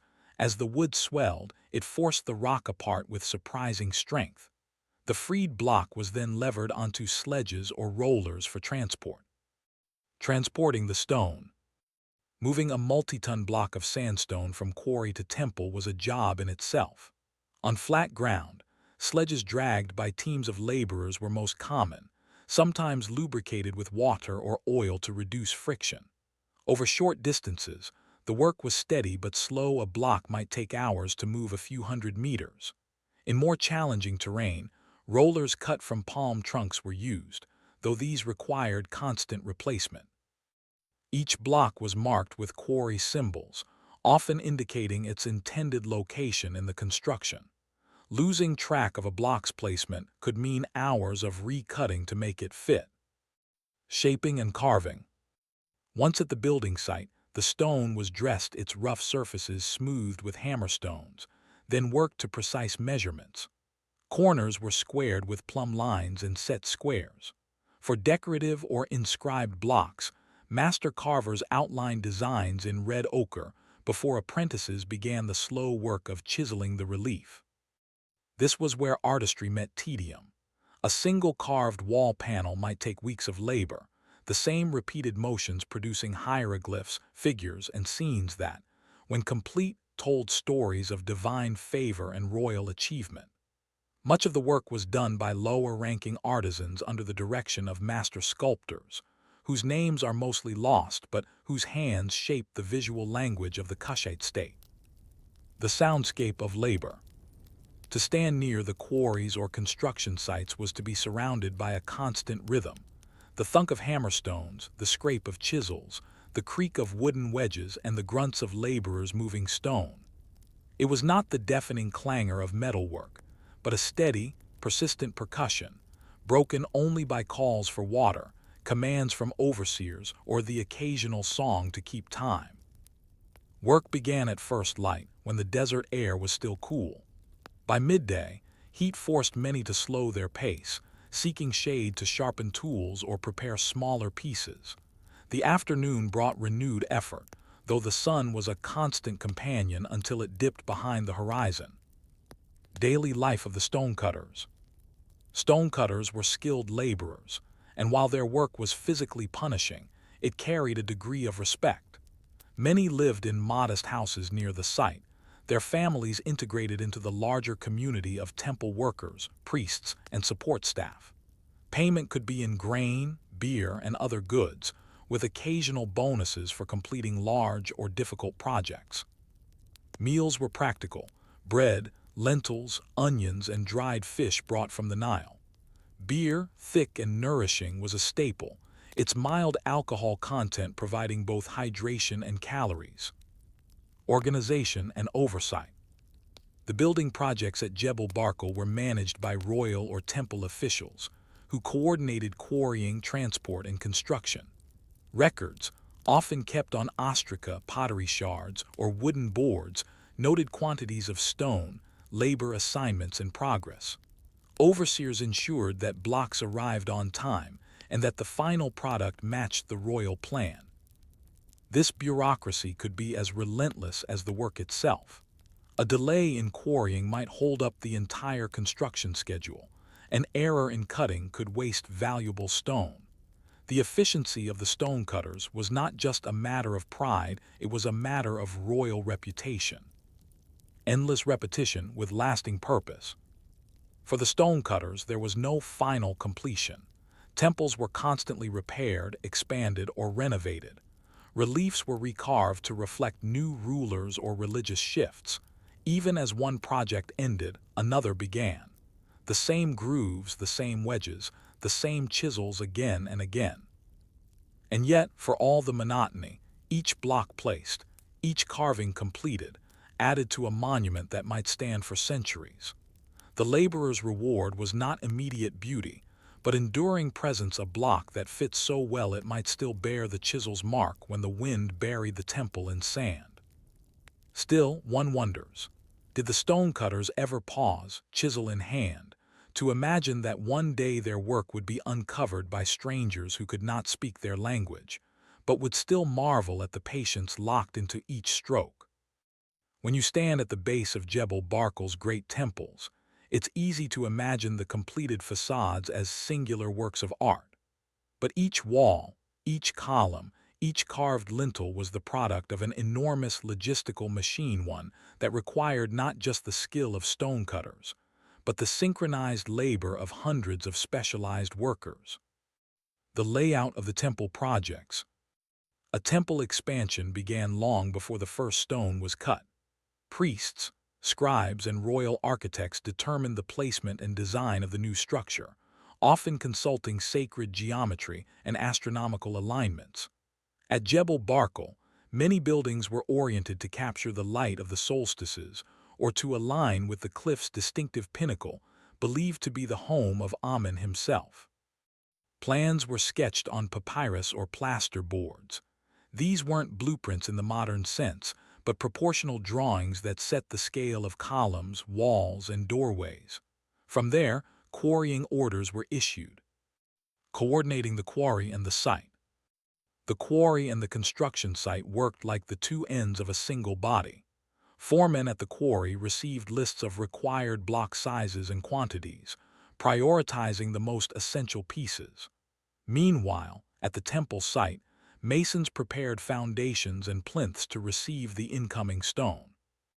Messenger runners carried updates between the sites, relaying urgent requests or reporting delays. If a critical piece cracked in transit, the quarry might have to work double shifts to replace it. The artisans beyond the stonecutters. Stonecutters were only one part of a chain. Alongside them were plasterer, who smoothed surfaces before painting or gilding.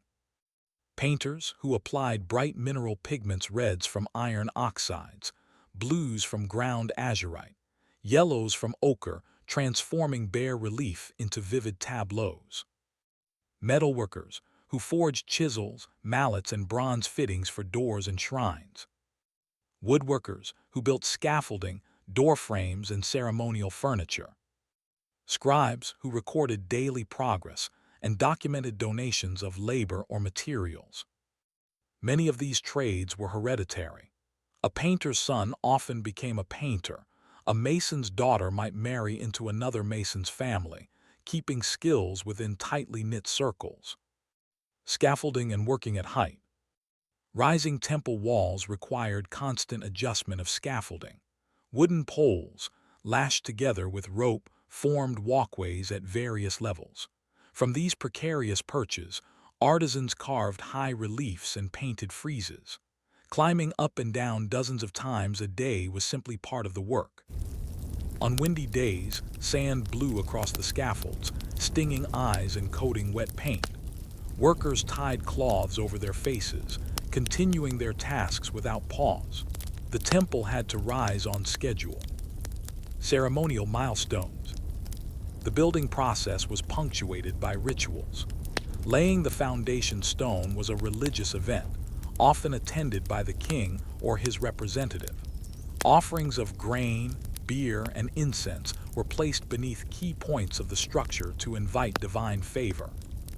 When a major section was completed, such as the erection of the first columns, priests performed blessings, thanking the gods and consecrating the space. Workers participated in these ceremonies, their labor recognized as part of the sacred act. The invisible workforce. Behind the visible artisans was an even larger support network. Water carriers, cooks, tool sharpeners, rope makers, and herders who provided animal labor for hauling stone. Their work rarely appears in temple reliefs, yet without them, the construction would have stalled within days. Even the workers' meals were a logistical feat. Bread ovens near the site operated almost constantly. Beer vats were replenished weekly, their thick brew both sustenance and morale booster. Fishermen along the Nile supplied dried fish, while traders brought onions, legumes, and dates from nearby villages. The slow march of progress. To modern eyes, construction might seem unbearably slow. A single wall panel could take months from quarrying to final painting. But in the ancient mindset, this was normal. Time was measured not in weeks but in the steady rhythm of seasons. Nile floods dictated when materials could be moved in bulk. Cooler months favored longer workdays. Temple projects could span the reigns of multiple kings. This meant some workers might spend their entire careers contributing to a single building, knowing they would never see it fully complete. The role of the king's image. One of the most meticulous tasks was carving the likeness of the reigning king. Accuracy was vital not in individual portrait features, which followed symbolic conventions, but in the regalia, titles, and hieroglyphic inscriptions that proclaimed his legitimacy. For this, only the most experienced carvers were trusted. A single slip of the chisel could mar the king's eternal image. If a mistake occurred, the block might be reworked or, in extreme cases, replaced entirely.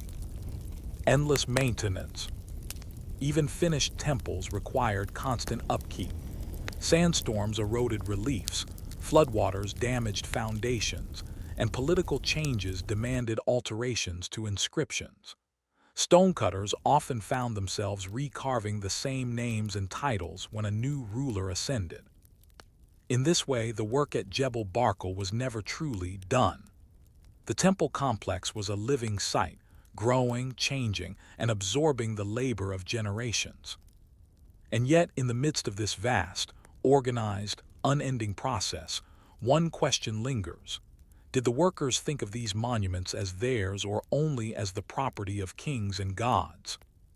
By the time the last chisels rang against the sandstone of Jebel Barkal in the late Meroitic and post-Meroitic periods, the world around the stonecutters had shifted. Kings had come and gone, the political center of gravity had moved south or west, and foreign powers had passed through the Nile Valley. Yet the cliffs still stood, and the temples, though worn and partially buried, remained. The end of royal patronage. The most decisive change for the stonecutters came with the decline of royal building programs. Without the constant sponsorship of a king or centralized temple economy, the large-scale quarrying and carving operations dwindled. Temples still needed repair, and local rulers or wealthy patrons occasionally commissioned additions, but these were modest compared to the grand expansions of earlier centuries. Some stonecutters turned their skills to smaller local projects, tomb chapels, household altars, or civic buildings in nearby towns. Others found work in more utilitarian tasks, shaping millstones, door lintels, or irrigation channels, still stonework, but stripped of the grandeur and symbolism of temple art. Encounters with foreign powers. Over the centuries, new rulers arrived. Nobadian and Makurian Christian kingdoms, Arab traders, and eventually Ottoman authorities each left their mark. In some cases, older temples were adapted for new purposes, columns left standing, while Christian crosses or Arabic inscriptions were carved into their faces. The old stonecutters' work survived these transitions because it was durable, and because reusing the existing stone was often easier than quarrying anew. Even when the carvings were defaced for religious reasons, the underlying blocks remained in place, their tool marks still visible to the careful eye. Burial and rediscovery. The desert and the Nile both worked slowly to conceal Jebel Barkal's monuments. Sandstorms filled courtyards, eroded inscriptions, and buried lower walls. Annual floods, shifting over centuries, left layers of silt that helped preserve some sections while damaging others. By the time early modern travelers described the site, many structures were partially buried, with only fragments visible: an arch here, a column there, a glimpse of painted relief protected in the shadow of a wall. The stonecutters' precise alignments and joins had kept the building standing, even as they lay hidden under the desert's slow drift. The archaeologist's perspective. When modern archaeological teams began excavating Jebel Barkal in the 19th and 20th centuries, they found themselves working alongside the traces of those ancient laborers. Chisel marks, quarry faces, and half-finished reliefs revealed techniques unchanged for centuries. Some unfinished blocks bore the red ochre sketches of designs never completed, perhaps interrupted by political upheaval, resource shortages, or the death of a patron. To the archaeologists, these remnants told as much about the working lives of the stonecutters as the finished temples told about the kings. Here were the pauses, the mistakes, the recuts, and the quiet adjustments made far from royal eyes. Enduring craftsmanship. Even in partial ruin, the temples of Jebel Barkal retain an elegance rooted in their construction. Blocks fit together so precisely that, in some places, a blade cannot be slipped between them. Reliefs, though faded, still show depth and proportion, the product of steady hands and trained eyes. This durability speaks not only to the materials but to the discipline of the workers. Every strike of the chisel had to be measured, every surface had to be true. For all the monotony of the work, its results could outlast the empires that ordered it. The human legacy. It is tempting to see these stonecutters only as anonymous laborers, but their work was also an act of identity. In shaping temples at Jebel Barkal, they reinforced the connection between the Kushite state and its sacred mountain. They created the stage on which kings displayed their power and legitimacy, and they gave form to the religious imagery that bound community to ruler.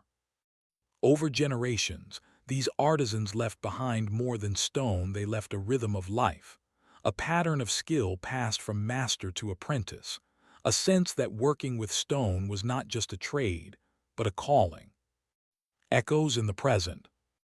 Today, visitors to Jebel Barkal still walk among the stonecutters' work. They trace carved lines with their fingers, photograph reliefs whose colors have faded but not disappeared, and marvel at the scale of construction in such a remote landscape.